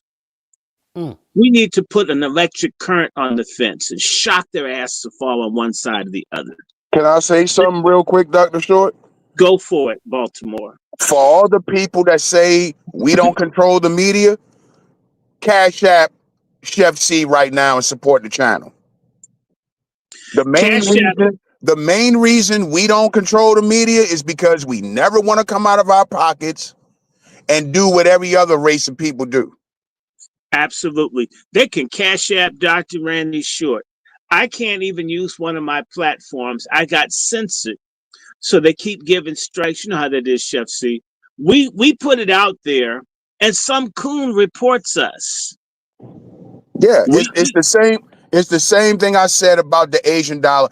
It's been too many decades of buying fried rice, acrylic nails, eyelashes, and wigs, and all types of other stupid shit from these people who hate you, who are send the African immigrant to follow you around the fucking hair store to make sure you don't steal and all this type of shit. But they don't have to beg for your dollar. Other platforms, other people from you talk all this grassroots shit, they gotta beg for your money. So if you want to see black people in the grassroots control the media, damn it, come out of your pockets. Yeah, and stop bitching. Start bitching and start fighting. Okay. Hold on. Let me go to my brother Q and shout out to our brother Juan J. Johnson in the building. The Wolf, ladies and gentlemen, is in the building.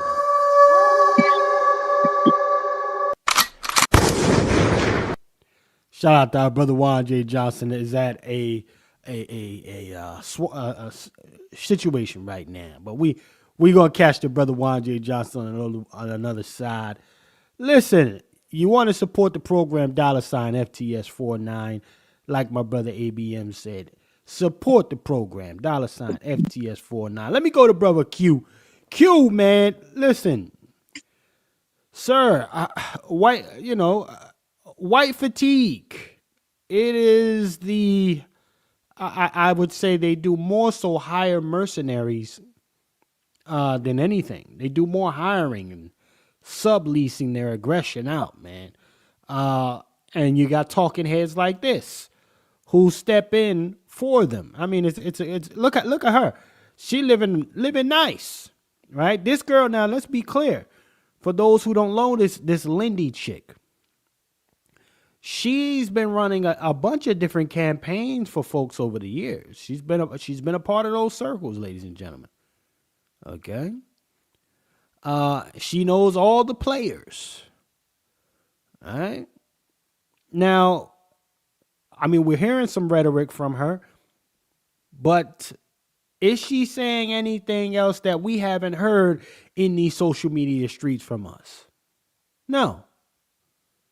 However, just so happens to be the lady who knows all the people who are moving and shaking. How that happened. Nevertheless, let me go to you, brother Q. What say you, sir? Brother Q's muted. Let me get Q off the mute.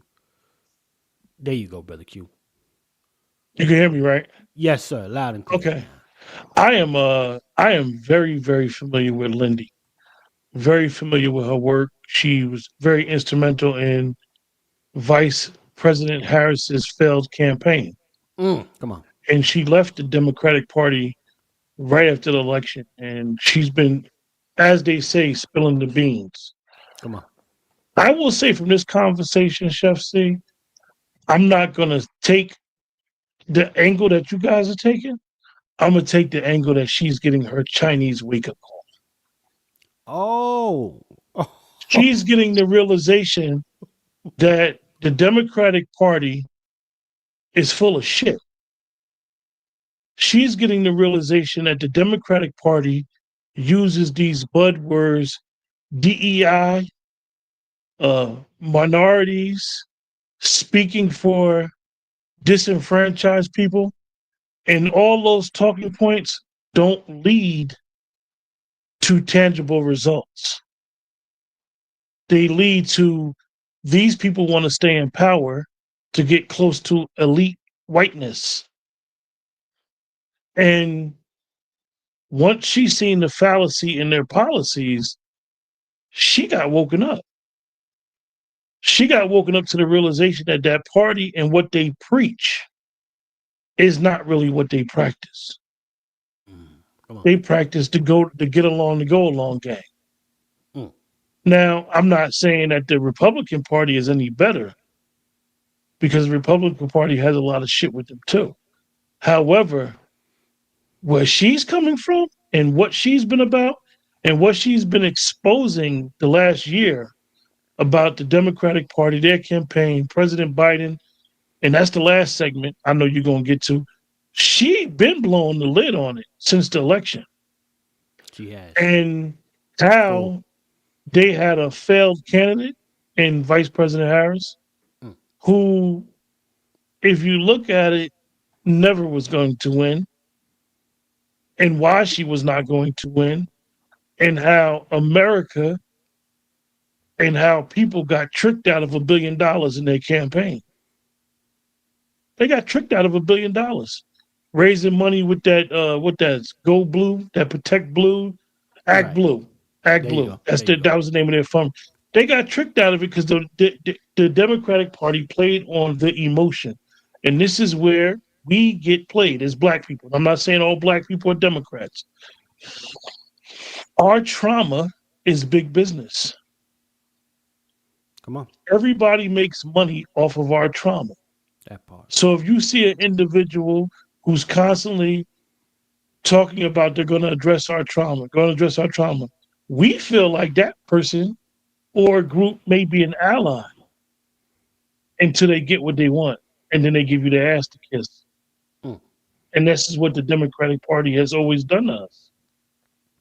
They play on the emotion. They play on us. We are a select group of people who an injustice has been done and it's never been right, and it's been continued going on, and people are playing on it. And she had her wake-up call because she realized, oh, they're really not about minorities. I don't got the complexion for the move. I'm not part of the grift. I'm not going to get a job.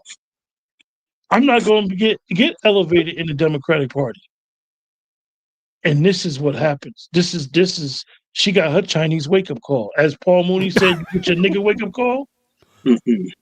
Everybody want to be a nigga till it's time to be a nigga. Come on. Come on, Gil. That's what she just got. My brother, I've been following this Chinese bitch for months. Let's talk about what really happened. If you watch her, she's really panhandling for white dick. And it should be kind of easy because she looks like a boy. But I guess they're too feminine. They're a little more macho. She could pull off being a tranny, a lady boy. But, doesn't always work out.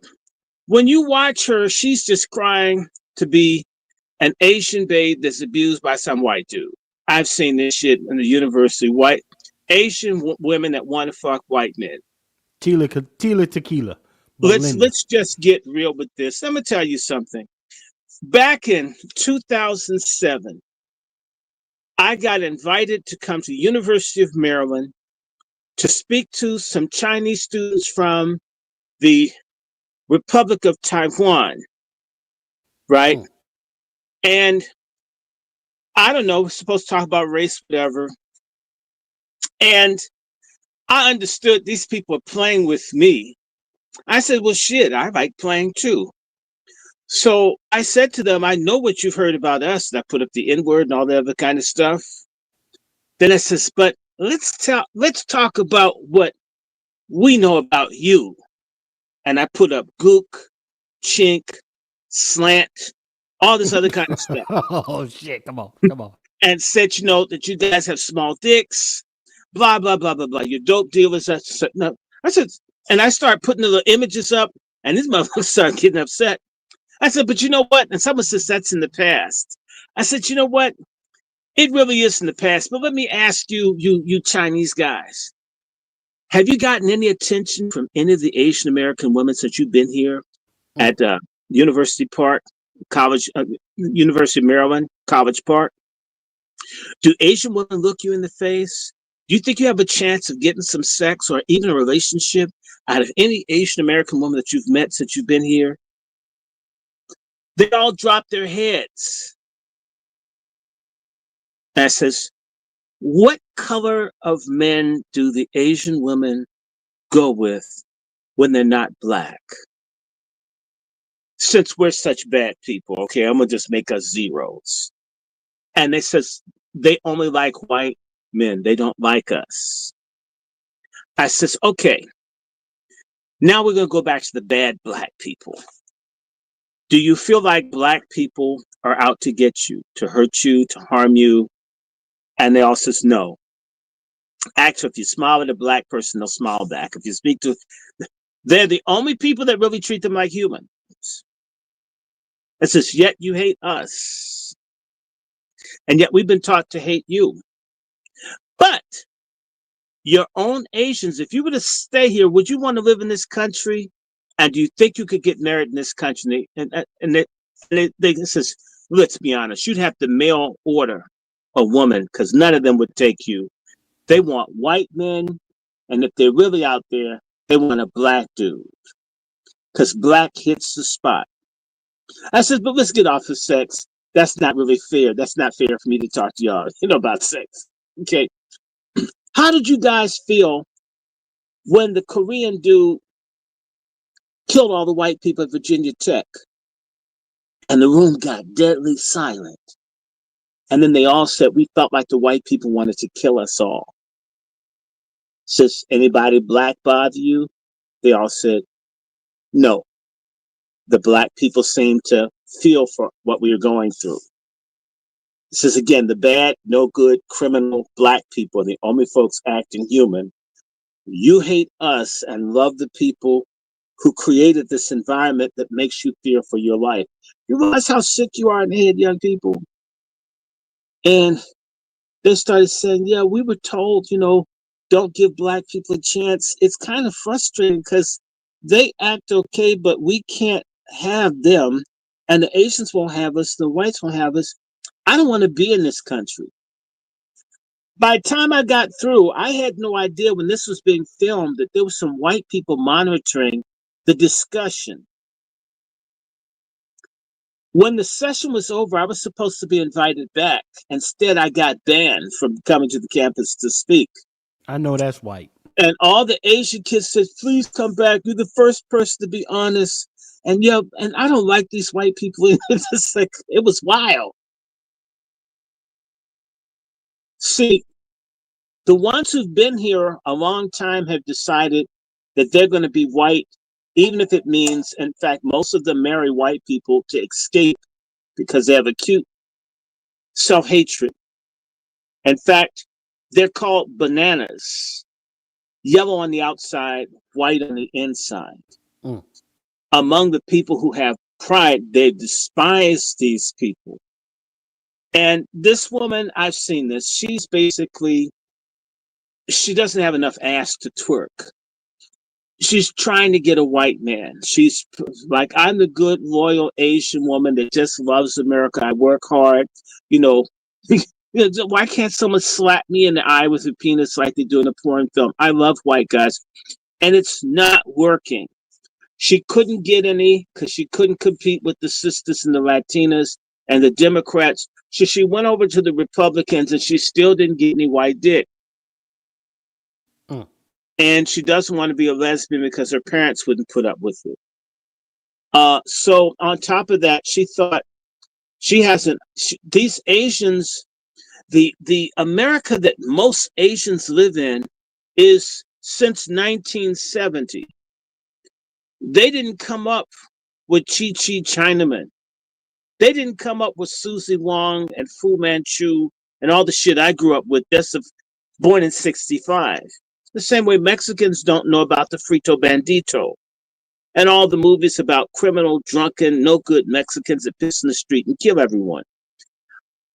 In order to counter black people and in order to pacify black people, they changed all the media images to recalibrate the system of white supremacy to seem as if it's more fair to get money. This dumbass Asian woman, like most of them are dumb as shit, don't know anything. And if she's a Chinese American, the silly bitch doesn't understand that most Chinatowns were in black areas. Why? Black people kept white people from killing Chinese people. How did Chinese people reward black people? They brought dope into our communities. They've always been fucked up in the head in how to deal with us. Now that you've got white nationalism on the rampage, now that they can't tell a Korean from a Japanese, from a Chinese, from a person that's Burmese or Laotian, from a Vietnamese, once they start coming down on the Chinese Communist Party, they're going to come down on all of the, it used to be called Oriental, and then you learn Orient was a bad word. And then so you had to say Asian Pacific and all this political correct shit that came out of Harvard and all that. Fuck it. These folks are only beginning to feel the resentment because they're doing well, they're earning money, being given things, because the Chinese are deeply involved in drugs and human trafficking.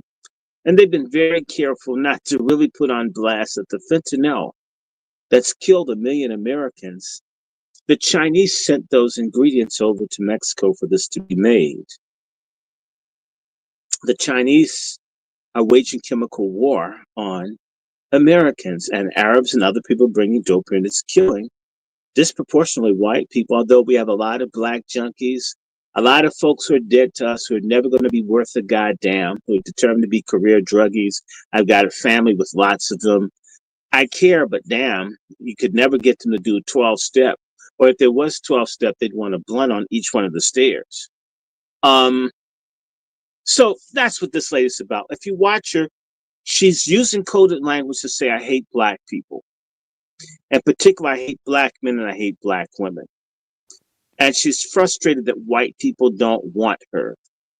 Now, when she says model minority, she knows goddamn well that the donors who control the Democratic Party are disproportionately either Anglo-WASP or the Jews. Come on.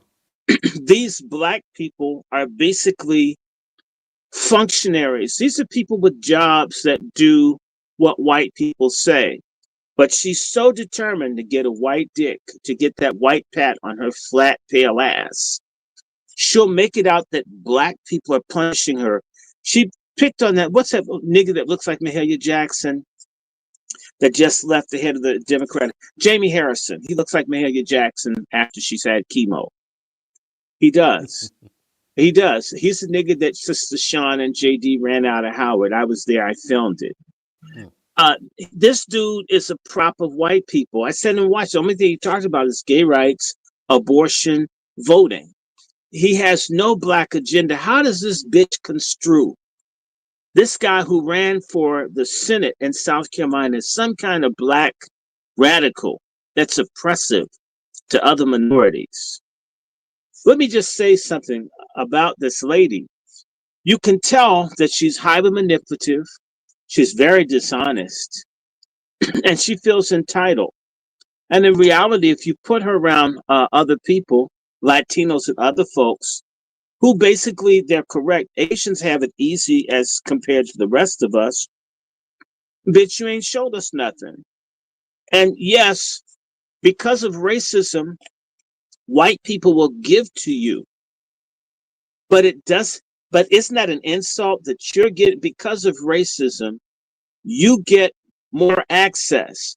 Why would I like that, for that to be thrown up in my face, that you're in a group that doesn't have what? If you're black, we're talking about 50, 60 million people. How many Chinese Americans are there? There may be 4 or 5 million. You know, they outnumber you multiple times. And reality, when it comes down to elections, they really do need black people. All the Asians can vote all they want for the Democrats and they'll still lose. The Democrats only win. It's a very basic formula. They get a little less than 50% of the white vote. They get the majority of the other Asian, Latino vote. But they need to get about 90% of the black vote in order to win nationally. If they don't have 90%, they can forget it. In other words, black folks are so decisive. And you know what? Latinos, many of whom I believe vote illegally, that's why their numbers have gone up. Once they start cleaning it up, where there are like millions of people in certain places, it's going to come back to who's really an American, whose ass really belongs here, whose ass actually works and doesn't have illegal prostitution masquerading as massage parlors and nail places and so forth. All these people are operating in drugs, illegal smuggling, all kinds of stuff that they do that's not right. Selling exotic animal stuff that's illegal. These people are very crooked, and they have slavery in their restaurants and everything else. And people who have to work 10, 20 years in these little rundown places in the hood to work off their indentured to be here. The secret of their success is criminality, petty and white collar criminality, smuggling, prostitution, trafficking, and corruption, because they bribe people. That's why you don't hear about Asian suicides, Asian murders. You don't hear it. They pay the press to keep them out. And black people, even if we paid, they'd cover it because they're determined to make us look bad. However, it's all changing. And this bitch ran her mouth about Biden being having Alzheimer's. They'll never forgive her. She's not a white bitch. And she'll never be a white bitch, and she hasn't gotten any white dick. And she may never get it. In fact, I hope she doesn't. Well, I'll say this, Brother Short, real quick. I passed a couple people up. Salute to my sister Chanel. I see you, sis. Good to see you. Brother Next Level, salute, brother. It's good to see you, man. And Hannibal, what's happening with you, player? Salute to Hannibal.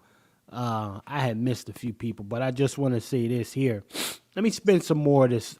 Let me get everybody nice and aggravated by the minority. When I complained about affirmative action because it discriminates against white and Asians, they call me a racist. This was like years ago. I was like, how is this fair? I got a 2390 on my SATs and I got waitlisted by Harvard. WTF? If I were Native American, actually I love Native Americans, but like, sorry, I don't mean to pick on like Native Americans, but honestly, if I were black and I had a 2390 score, I would have been Pope by now. Yeah. And you would want. Look at that. Huh? The hate produced. Yeah. That's how you lease out that aggression. You put it through your model minorities. That's how you do it. I respect it. I respect it because I know I like to have an understanding of the enemy. I know. Not this one that's been pissing on me, telling me it's raining. I like it head up, pause. Someone of that intelligence to be in a leadership position, you know. But I got, Harvard, the kingdom of woke.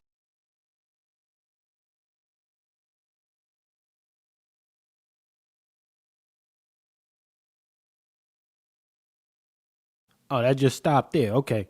Well, check it out, y'all. This is the kind of behavior that I want everybody to understand. This is what we have to look forward to. But you got to understand something. Again, and shout out to Brother Q. This Lindy chick, she just jumped ship maybe a whole few months ago, y'all. We talking about maybe 8-9 months ago. She jumped ship. Now she don't know what's going on. Oh, they not really messing with her like that. You can't be the honorary model minority anymore. Get the hell out of here. We supposed to feel sorry for you. Man, I'm not going to play these games with. Yeah. Trying to get chose. Shout out to Brother ABM. Yeah, she trying to get chose. One of them zesty liberals never chose up on her. And she's mad about it. You understand? One of the liberals never chose up on her over there, and she's mad that she didn't get selected. That's all that is. But your back right? Like too flat. Your back is way too flat. the party of And everybody diversity. not trying to deal You with know that. You who- got to have something to touch. Even for the zesties on that side. You got to have something. But I want to bring up this clip here because you know what? Here's another agenda coming out of this white media. You know, they said, listen, what's the longest thing that's been going around right here? Look at this. This is the prime example right here. This is the prime example right here. That a trans is a woman. Listen, what they call it? Affirming all this other fuckery. They said that the trans is a full-blown woman. Then and in order to drive through this bullshit agenda, they started talking about assigned female at birth, assigned male at birth.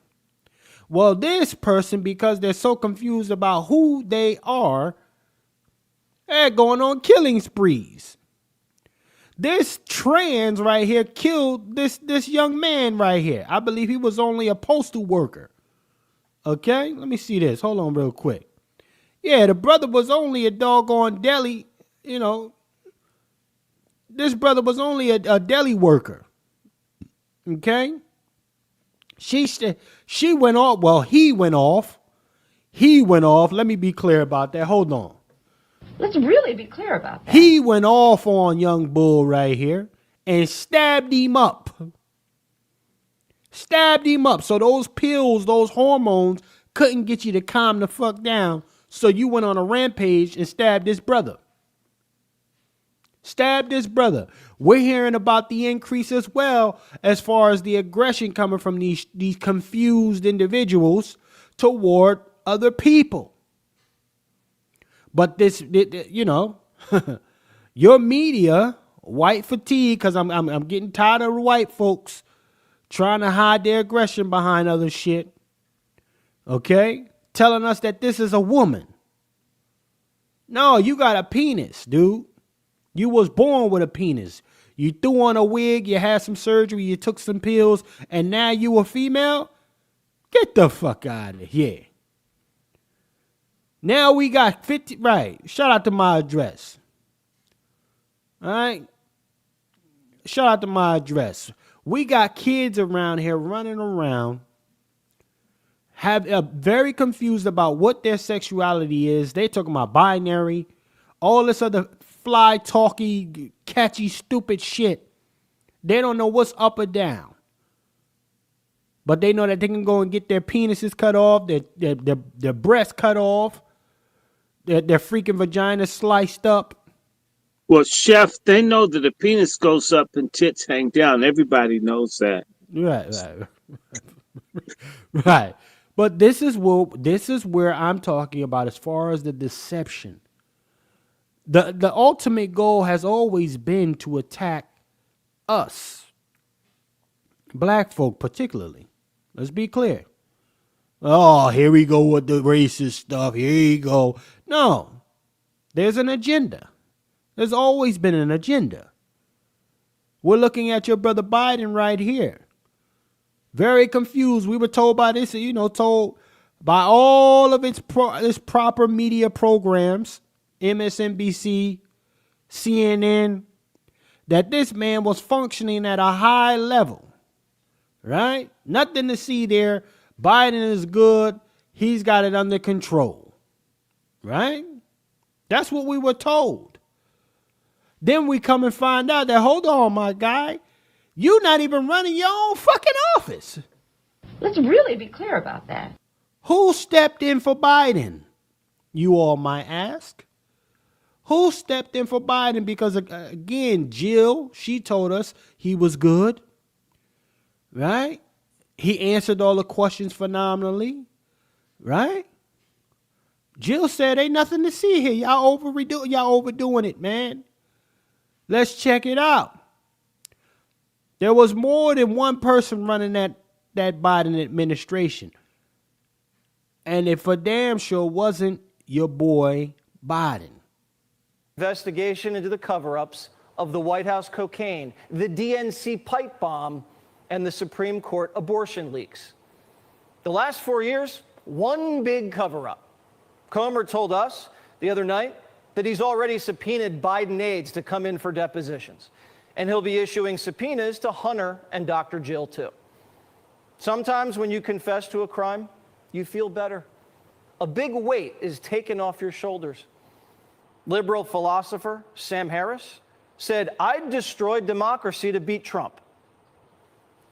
Even that is preferable to me and to, I think, many Democrats than having someone who we consider to be genuinely evil, genuinely 100% purposed to serving himself in the office of the presidency. I would rather have a president in a coma where the duties of the presidency are executed by a committee of just normal people. So the conspiracy that Biden wasn't running the country wasn't a conspiracy. It was their strategy. It's all coming out. Democrats wanted a brain-dead president with a shadow government and campaigned on saving democracy. If Joe had somehow won, unknown Biden handlers would have run the country. They would have controlled the Situation Room while Biden was taking a nap. Unnamed Biden aides say this: Biden just had to win, and then he could disappear for 4 years. He'd only have to show proof of life every once in a while. His aides could pick up the slack. And they interesting, y'all. Now I just wanted to set you up right there. His aides can pick up the slack, ladies and gentlemen. Right? But we were told that Biden, this is what we were told, while decisions to send billions and billions of dollars to Ukraine were made. Right? While while gender-affirming surgeries were passed through, and even some of them found the way to run the jokes because the military, if they enrolled into the military, they didn't have to pay for the transformation, ladies and gentlemen. Okay? Look. This is all under the Biden administration. All of it is under Biden's administration, ladies and gentlemen. Okay? But we're told that he was running the country. That's what we were told. Okay? Let me bring up something here to make it make sense for y'all. Let me make it make sense, because we're gonna bring this shit home now. We're gonna bring this all the way home. Enough playing around with folks. Okay? Let's bring it all the way home. Biden administration. In Washington, Hold on, y'all. Fair use. I'm gonna show you something. Let me show you something, family. Bang. At least suspected all along, and what America lived through for 4 long years. That under the Biden regime, the so-called commander-in-chief was nothing more than a placeholder, a brand, a husk, and the real power not in the Oval Office, but behind the curtains. And according to some insiders, it was with Jill Biden's chief of staff, Anthony Bernal. In undercover footage released by Project Veritas, David Hogg, Anthony. Now, I want to be clear about something, ladies and gentlemen. You see in this thumbnail? Now, these are also the added people who were supposed to be making decisions in that White House. Okay? You see Jill right at the top. I positioned Jill that way because, yeah, Jill was running that office too.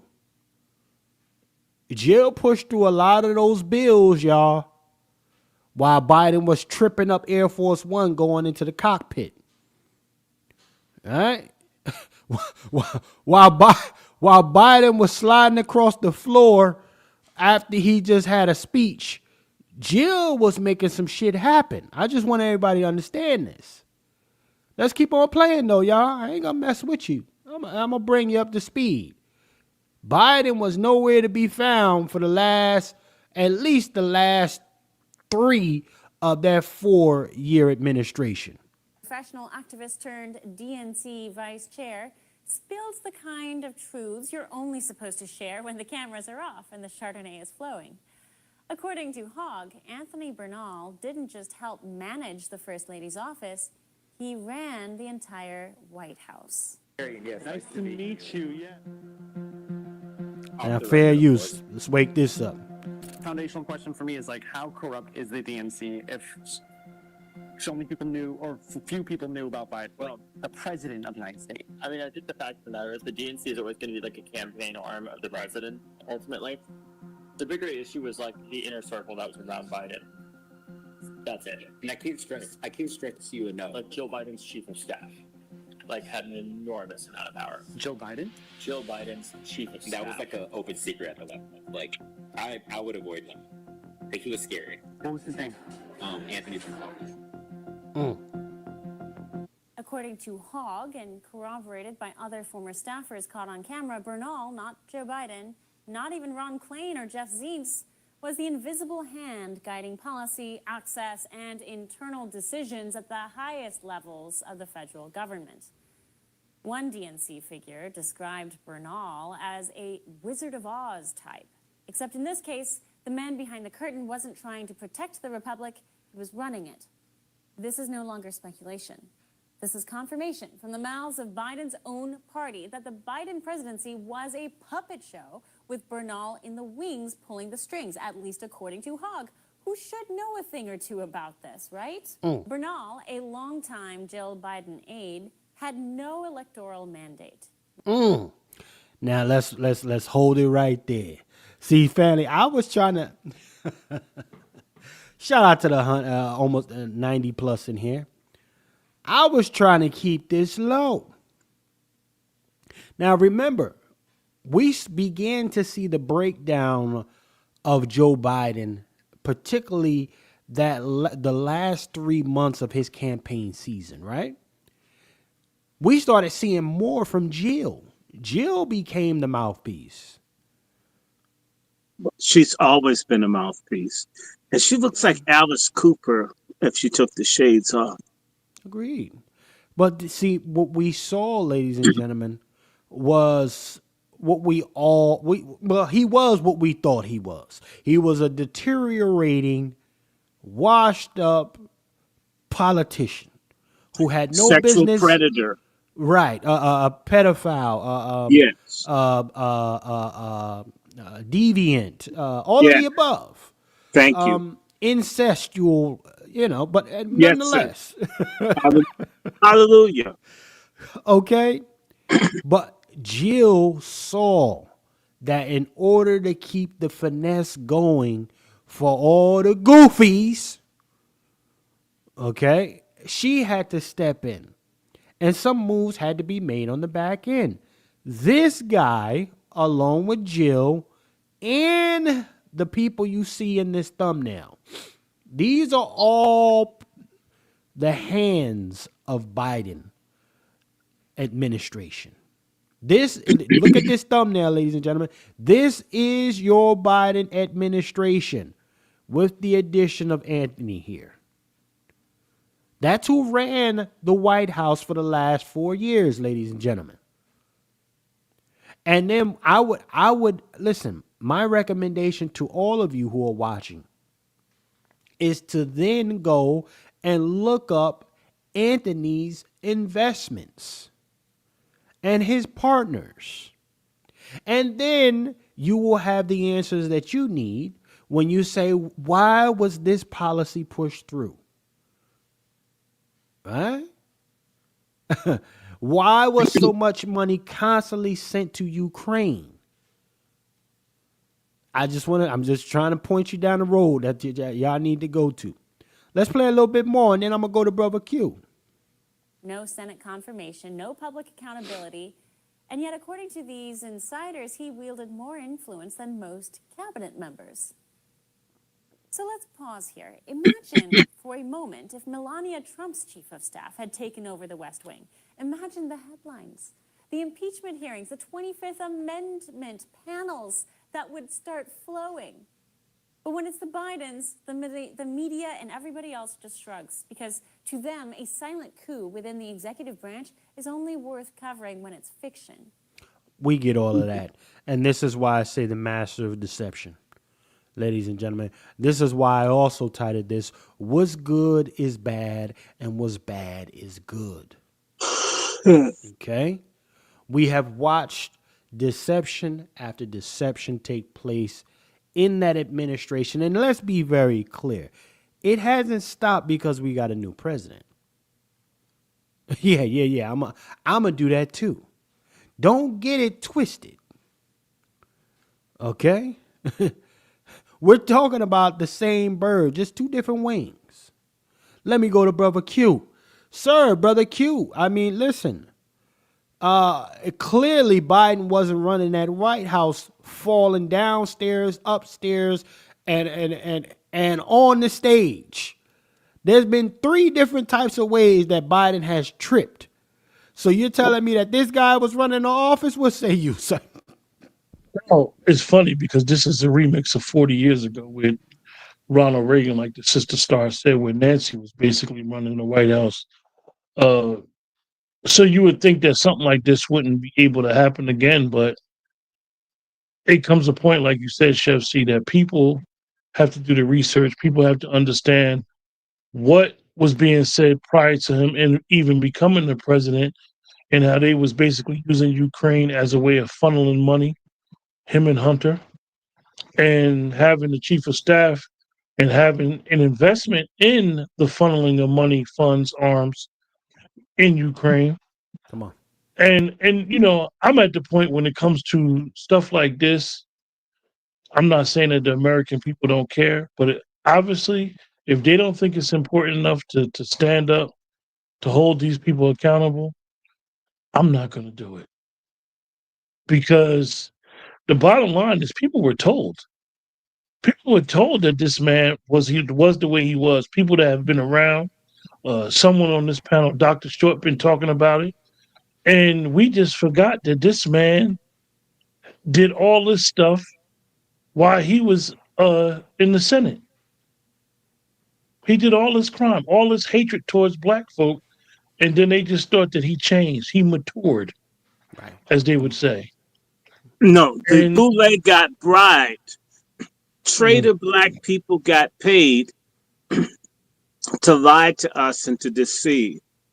I mean, the people who told it's the same thing with Ofaga.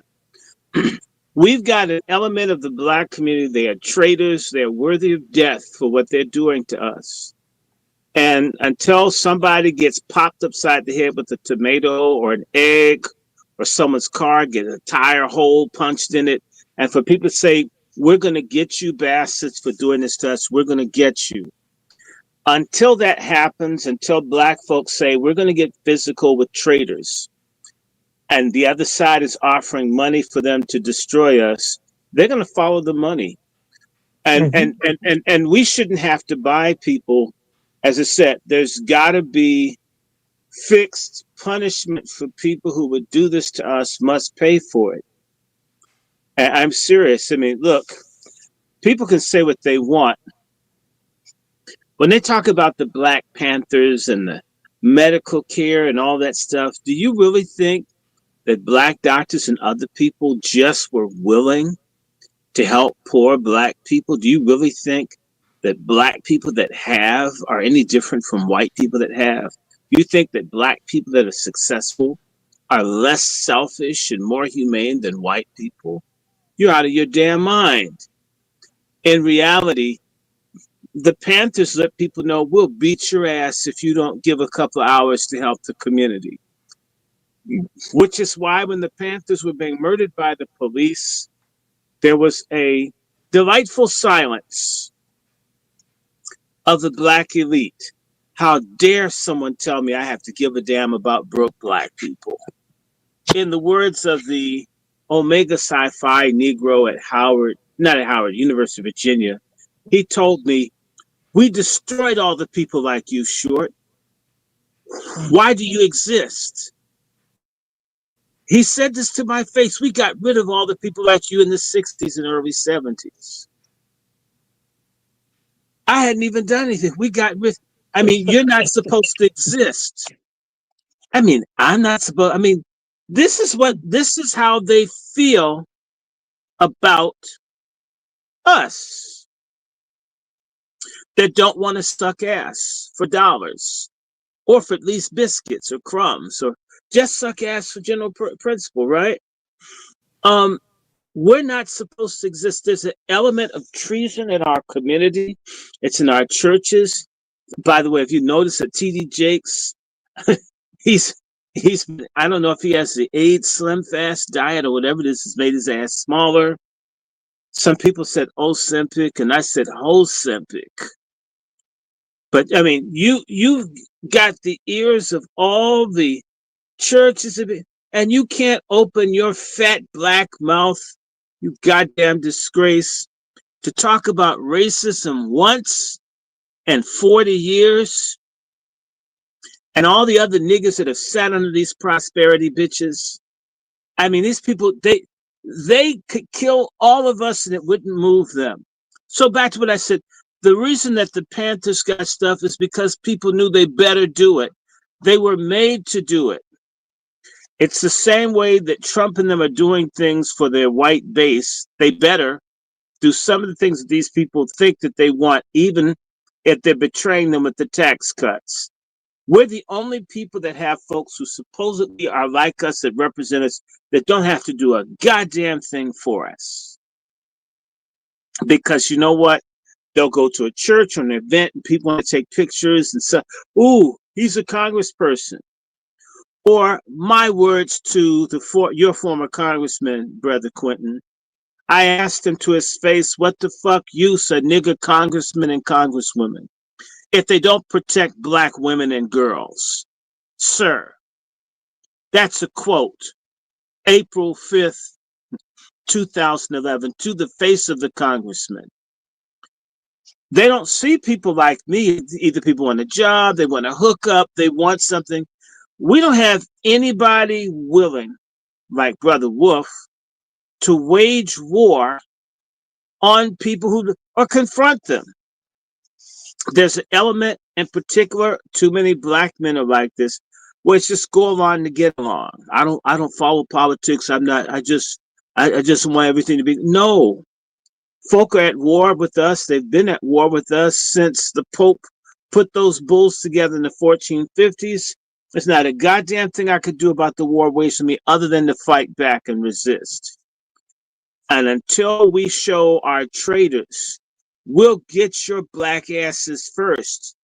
May not be able to go after the billionaire, may not be able to get Elon Musk, but we could sure make a fool out of Ras Baraka. We could make a fool out of that bald-headed RuPaul-looking bitch from Boston, Ayanna Pressley. We could deal with some of these people. We could run their asses. In fact, a lot of people leave office when people really can't stand them. The reason that black folks stay forever is the older they get, we have this twisted thing of thinking the older people get, the nicer they get. Biden was the same racist when he couldn't remember his own fucking name as when he was passing the legislation to fight busing and to mass incarcerate black people. Black folks feel like the passage of time makes everything better. That's like saying if you have cancer up your ass and you don't do anything, 20 years later, it's going to go away. It's stupid ass logic. You got to make it go away or accept the fact you have a big lump in your ass and you're going to be constipated. You're going to die. Pause. We have not said it costs to betray us. We used to do a little of it. And it stopped in part because we started trusting BEOs. I call them black elected orifices because there's nothing official about those useless niggas. You know, black elected officials, I call them black elected orifices because they just go up there and crack their ass and let anything inside as long as they get a check and get rich while the communities and everything gets worse and worse. I'll land my plane for a second.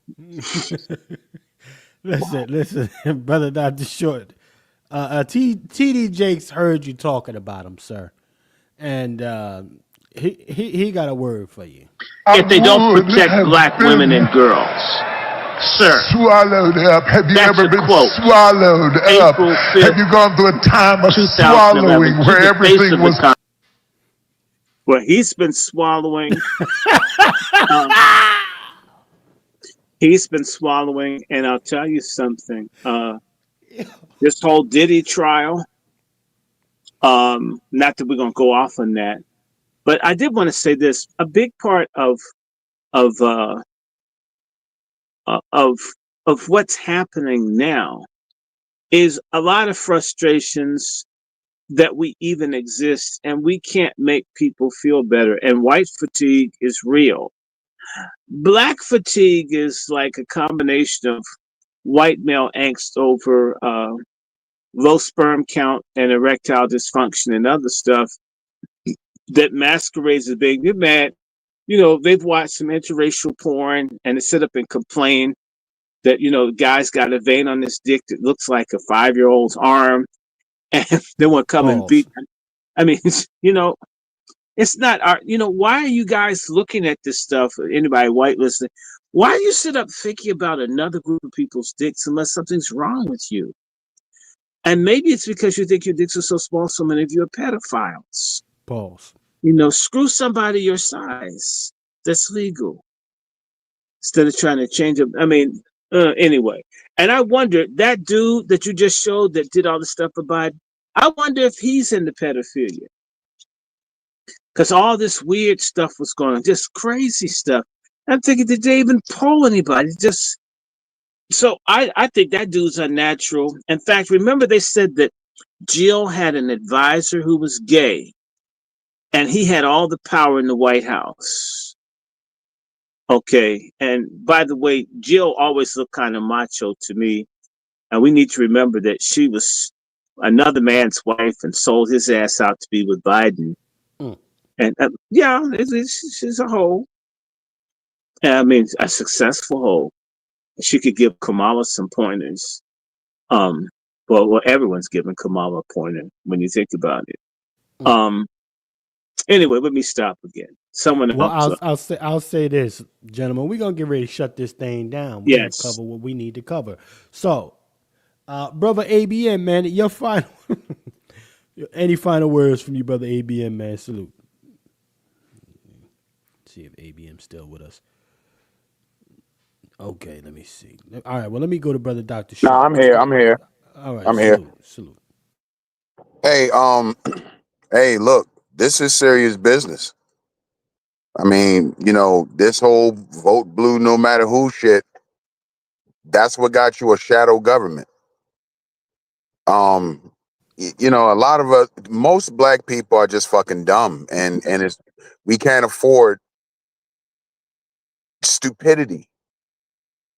All of this shit, a lot of the stuff we talked about tonight can be changed just by not being dumb. It's dumb to support people with your money that don't like you.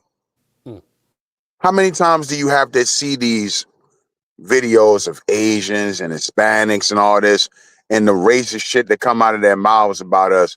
How many times do you have to see that before you make a decision to stop supporting their businesses? You know, how many times did you have to see Biden fall down? Come on. Do you know after that debate with Trump, you still had black people supporting him? Oh no, they tripled down, 10 toes. When you dog, CNN, who was it on CNN right after the debate? Was it, I think it was Van Jones that said, it was like, this ain't good. Anytime Van Jones can be honest, it's time to hang it's it a up. problem, yes. It's time to, And you still had black people trying to support this man. You know, he went, I think it was like 2 days after the debate, he went to the Essence Festival or something. It was some black shit somewhere. No, it was the NAACP, some NAACP convention or some shit. And, you know, he got a standing ovation and all this type of shit. You know, being dumb is killing us. I'm at a point where I'm not even mad at the other races no more because, yeah, I mean, if you stand there and allow people to smack you around, that's exactly what they're going to do. And you goofball niggas out there, either, you know, and like I think it was Dr. Short that said it earlier, that we got a race of fence riders. They just want to sit on the fence on every single issue, or they just going to double and triple down on Democrat no matter what. You just watch this Westmore bastard, you know, say no to a study of reparations. You vote blue. You vote for the black guy. And then that's what they do. So again, how long are we going to be stupid? At some point, it's our fault. And you can blame white supremacy and all that. I get it. But what's the point of blaming white supremacy if you're never going to do anything? So let me ask you, brother ABM, you are you void of the quote unquote white fatigue? No, I definitely have white fatigue. Yeah. You know, but but you got to be realistic. And what I see from a lot of black people, especially the fake ass pro black types, you talk a good game about white supremacy, but then you only see racism from white people. You don't see nothing racist coming from the Hispanics. Nothing racist ever comes from Arabs. All these other people who's racist, you somehow don't see that. So that's bullshit. And it just goes back to the fence straddling. And all you scary Negroes and your fence straddlers and your vote blue, no matter who people, you're killing the rest of us. So, you know, what's the difference? If you're not going to wake up and realize that all these other people are against you, and then you talk about white supremacy, but then you support the Democrats, it's fucking crazy. So I don't take you serious. And you know, sooner or later, we're gonna have to come up with a solution to that problem of black people always on the damn fence about everything, never want to get proactive, never want to use your damn brains. And I'll land right there. Thank you. Man, salute to my nigga AB. This nigga AB don't be care about nothing. Salute to our brother ABN, man. He not playing with y'all, man. Hey, you know, listen, and you know what? I understand the brother ABM's position. I get it. And part of me strongly agrees. I have to say that. Because again, it is becoming very difficult. Very, very difficult to point the blame. However, my fatigue is still real. My white fatigue is real. And it's exhausting, quite frankly. I'm gonna read this we have here in this thing by my brother LWF. Carcasses will be stepped hold on. Carcasses will be stepped over when you have voted blue 90% of the time against your own interests. Now that's a fact. You're volunteering a caucus at that rate. So let me go to brother. Let me go to brother Dr. Short. Brother Dr. Short, sir. Your final thoughts here, and I also would like to have an understanding. Do you have any? If there was white fatigue, do you have any, sir?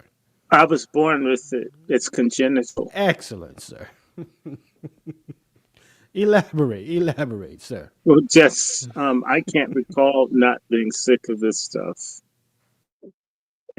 So always. You don't believe me? While my mother's alive, call and ask her. I didn't like the obstetrician that they had. We hated each other. Before I could walk or talk, you could feel the hate coming off the man. I don't know how black people accept so much. I mean, it's almost disgusting how much hate and abuse we get all the time. You know, even as a kid, you know, and I don't hate people. But there were certain days I didn't play with my friends that were white. I had days where I just didn't want to be bothered with white folks after school. Right? I'll see you maybe 2 days from now. I look, I'm not trying to make this a racial thing. I'm always straight with people, right? That depending on how you classify me, I'm like a quarter white or fifth white, whatever. Not that means that much to me. So I don't have this thing, oh, white's bad, but how you treat me. And most folks aren't taught to respect, to treat people fairly. I've been tired of this all along. And I've actually given things a chance and so forth. I'm not interested in doing it now. So someone sent me an email the other day. They wanted to talk to me, and I'm thinking, I don't have the energy to do one-on-one with someone white that doesn't get it at this age. You're never going to get it. Come on. Okay. And so when they talk about white fatigue, imagine the nerve of someone.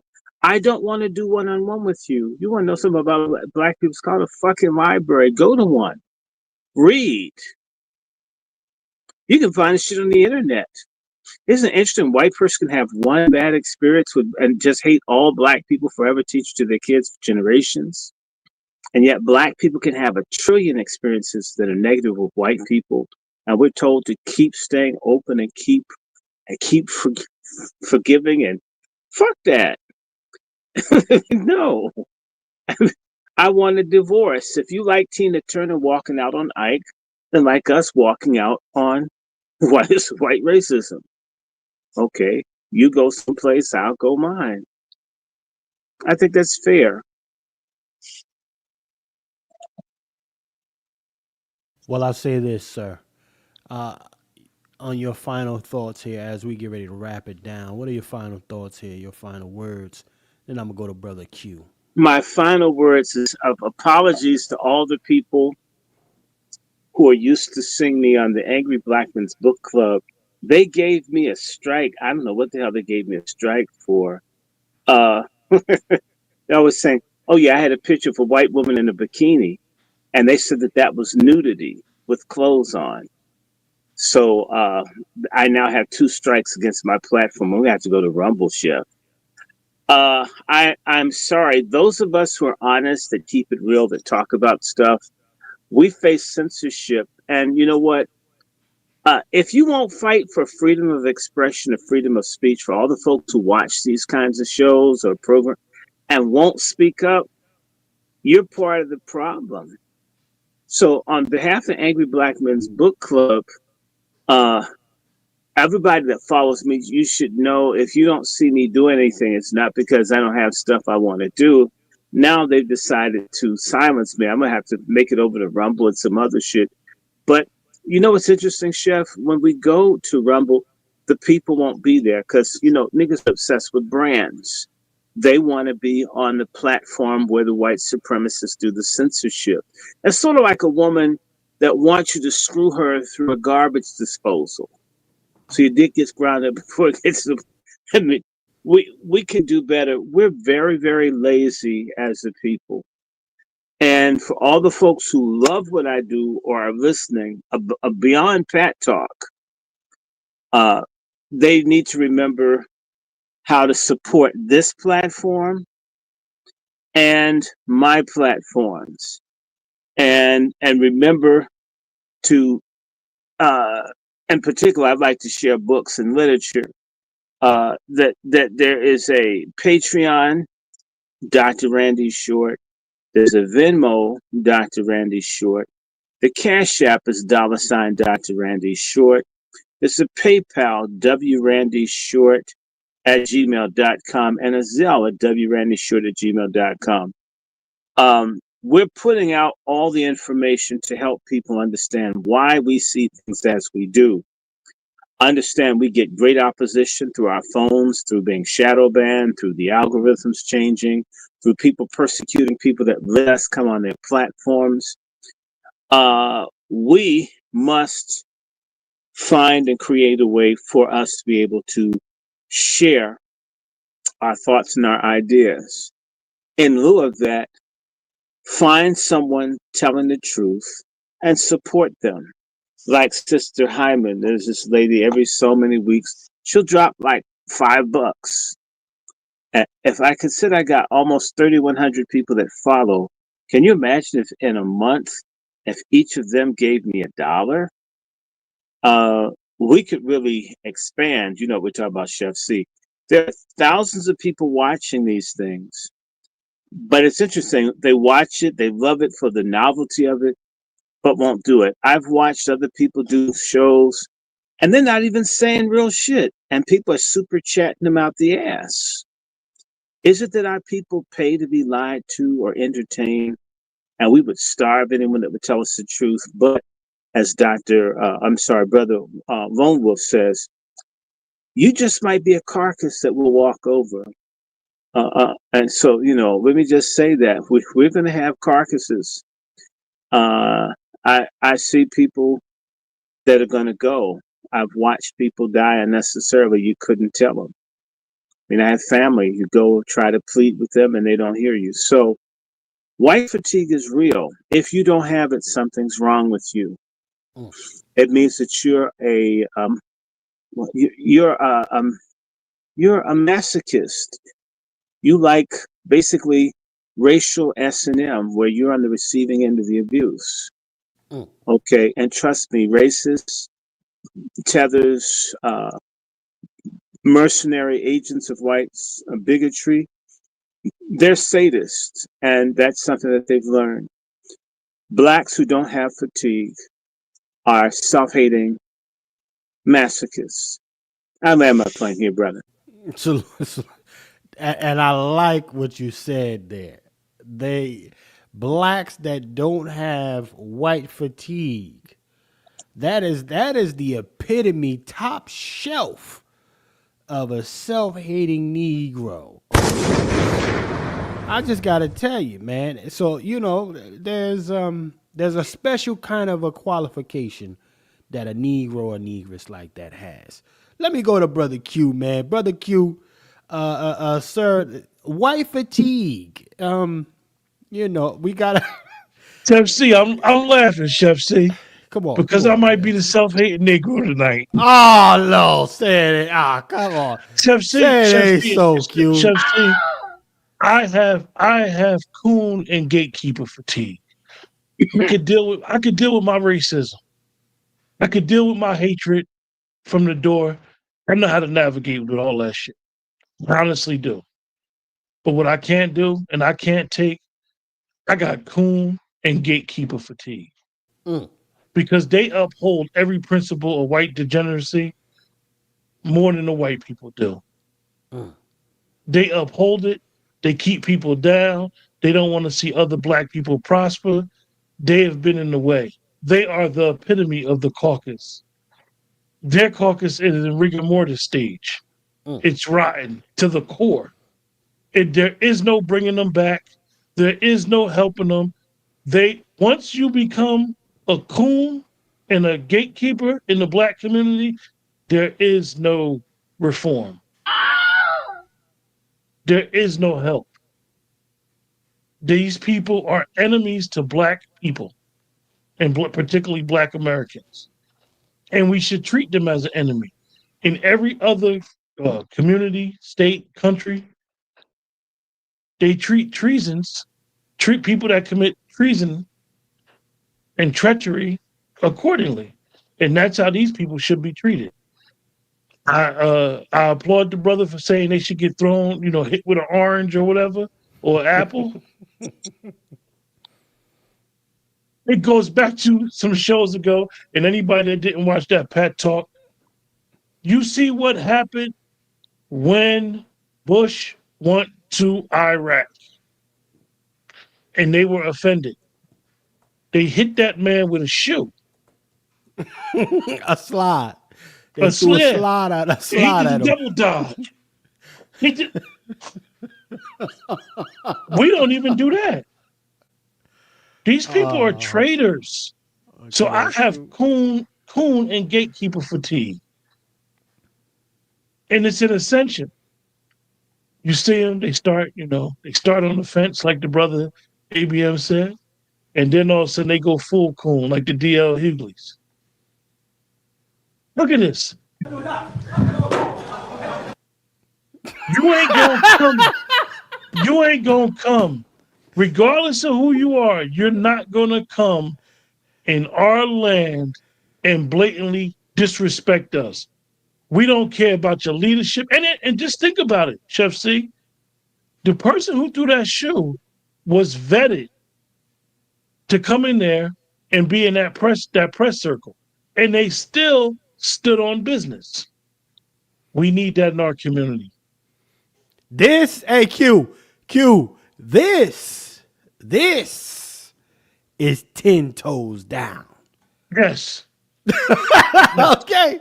With the slides and everything. Look. Chef C, literally with a funky socker. With a funky sock. Yeah. Yeah. I didn't get you the first time. I'm going to try it the second time. I'm going to get Look at that the lick. dodge. Look. He trying to go right at, and he throwing them shit smooth at his head. But we tend to placate and think that it's okay. In my last thought, and I'm gonna leave it at this: death to all the coons and the gatekeepers. Damn. I'll get you. Goddamn. Hey, that's how Q feeling. Listen, and Q 10 toes down on that. Huh? Yeah. Well, don't trouble. Toby be good nigga for master. Good nigga. Don't say Toby Wade. Toby be good field hand, boss. Good field hand, master. Right. It's all right. I gotta say, I haven't seen a display like this from Black Americans. I don't know, maybe in the last 20 years. You know when you see it, not that particular display is when you try to make a move, as we would say back in the day, bust a sexy. And here it is, you got that gatekeeper, that coon that's preventing you from doing it. You know, when you was in college, Chef C, when you wanted to get that paper, when you wanted to get them extra time in the kitchen, on the lab, working on your craft, you didn't have to worry about other people.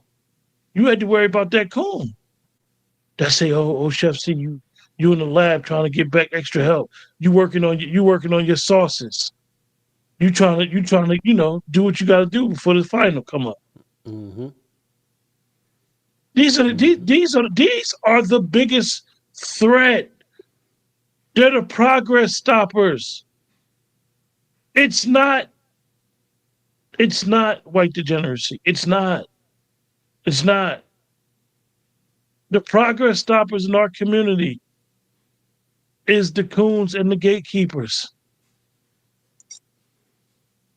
That's who the progress stoppers are. Like Dr. Short said, we got Joe Biden because of one person. Whip Clyburn. It's the point. And you know what? He's raising a coon. Yeah, I said it. His daughter's on the come up. Yeah. He's a coon and his daughter's a coon. And I don't use that word very loosely, Chef C, but it's the truth. They are the biggest threat towards Black progress in this country, and have been. Well, I know we did a broadcast earlier, last year, and Brother Dr. Short was talking about tomatoes, maybe some oranges. Chucking some oranges, some tomatoes. You know what I used to tell people what you do, right? What you do, and this is I know somebody, my former self, right? You get you some ball eggs. You let the ball eggs go rotten. You have them for about 2 weeks. And then you throw them. Let them sit in the heat for about a week. And then you throw them and let it hit the surface. Diabolical. You'll never get that smell out. Nah, that's that skunk bath. You got to do the skunk bath after that. You got to sit in tomato sauce and all of that after you get that nastiness. But yeah, listen, I understand your fatigue, Brother Q. You got sellouts and all of that. But the white fatigue is still a real thing. Just think, Chef C, right? And I don't want to go back to other shows, right? But just think, a white woman got on Twitter and said she had Black fatigue.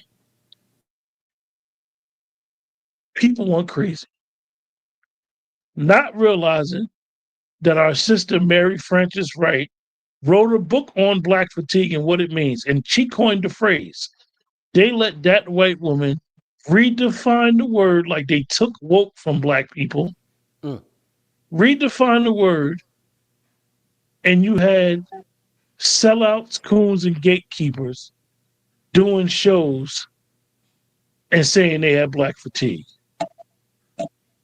based off of her definition. Well, Q. Let's watch this then. I mean, And colder, Chef C. That ice is colder. It's colder. I'm sure of it. I'm sure of it. No doubt about it. Chef C, I remember, right? I used to try to give these sellouts the benefit of the doubt. And Dr. Shorter just look at me and start shaking his head. You cannot give them the benefit of the doubt. Under no circumstances. They have sold you out and they're going to keep selling you. well, I'll say this, Q.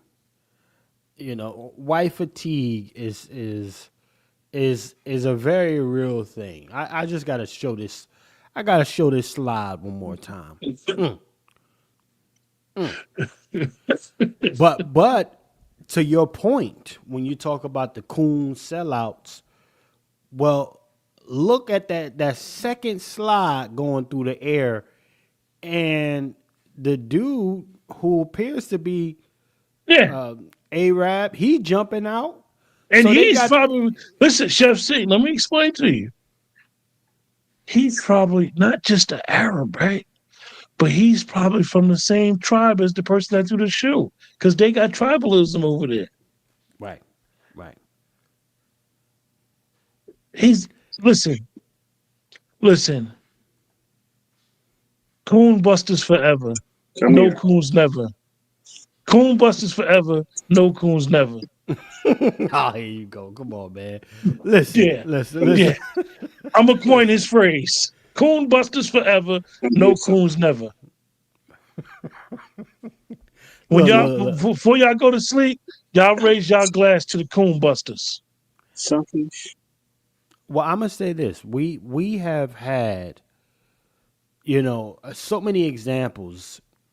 We don't get in the condition that we're in collectively as black people without insider trade per se, quote unquote, insider traders. That system needs help in order to have its foot on our neck the way they do. It needs help. And it has always had assistance, though. Right? It has always had assistance to be in the position that it is when it comes to the collective of our folk. So now we're looking at a situation. This is why I say I have white fatigue, because look, that white man savior complex, that white man, don't hurt massa, is global, as we can see here in this clip. Don't hurt massa. Look at him jumping out. He will fall on the sword for massa. That is a global sickness. It's not just within our community. This is global. There's plenty of folks willing to jump on the sword for massa. That ice, listen, even over there, where it's supposed to be super hot, the ice is colder over there. Okay?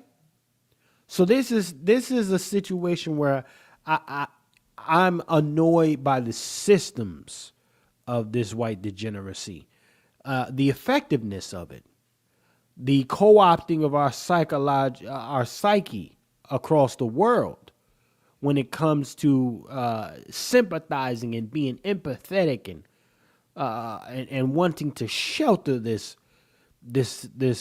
type of a white guy from the justice that is overdue to him. Okay? That's the issue I have. That's where my fatigue comes in. Because it's not so much fought on the battlefield, as it was back in the day. They have moved this thing and have permanently cemented themselves subconsciously on that war path, or in that field. Battling you subconsciously, taking over folks subconsciously. This is a hypnotic type of a fucking engagement going on. Folks don't even know why they're sympathetic to this man while he comes through and pillages your community, right? They don't even know why. I mean, United States itself, when we really keep it a buck, family, United States keep telling us all these reasons why they need to go ahead and get into a war with these other countries when they're really actually invading them, right? That's the United States on conquest as usual. But we're told it's because they wanted to do something here to us and all this other bullshit. And you got folks jumping out the window. Yeah. So, I really look at it in that way. But I'm going to get ready to shut this thing down, man. I want to thank everybody for tapping in with us here today. 3 hours. We put in a little bit of work. Definitely I want y'all to keep it locked for the next broadcast. We'll be cranking up next week sometime. But real quick before we go. Stack you hard, fool.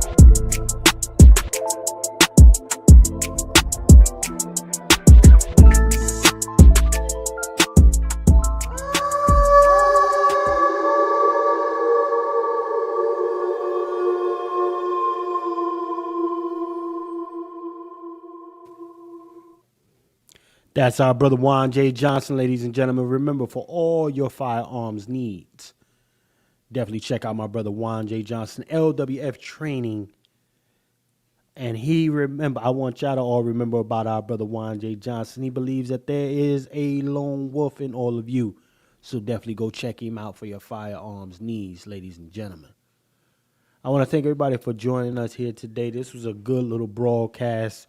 White fatigue was on the topic, was on the menu here for us. But I want y'all to definitely, in the meantime, on the between time, hit your notification bell. Hit the like, hit the subscribe as well, ladies and gentlemen. You like this kind of content here. Any of the brothers that you also enjoyed, definitely make sure you hit their cash apps. Any cash app, I want to be clear about this.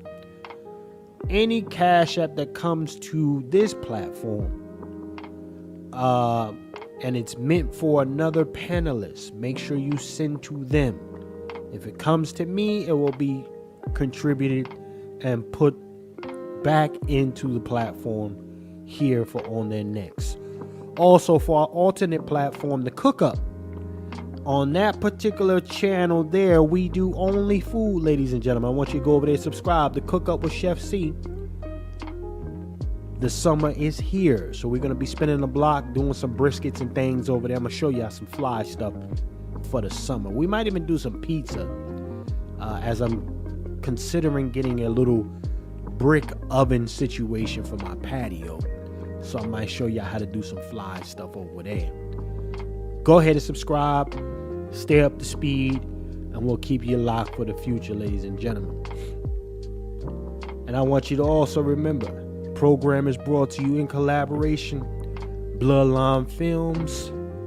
And I want you to keep in mind, ladies and gentlemen, remember, in a system of white degeneracy, you stand for nothing, you fall for anything. My name is Chef C, and I'm out of here.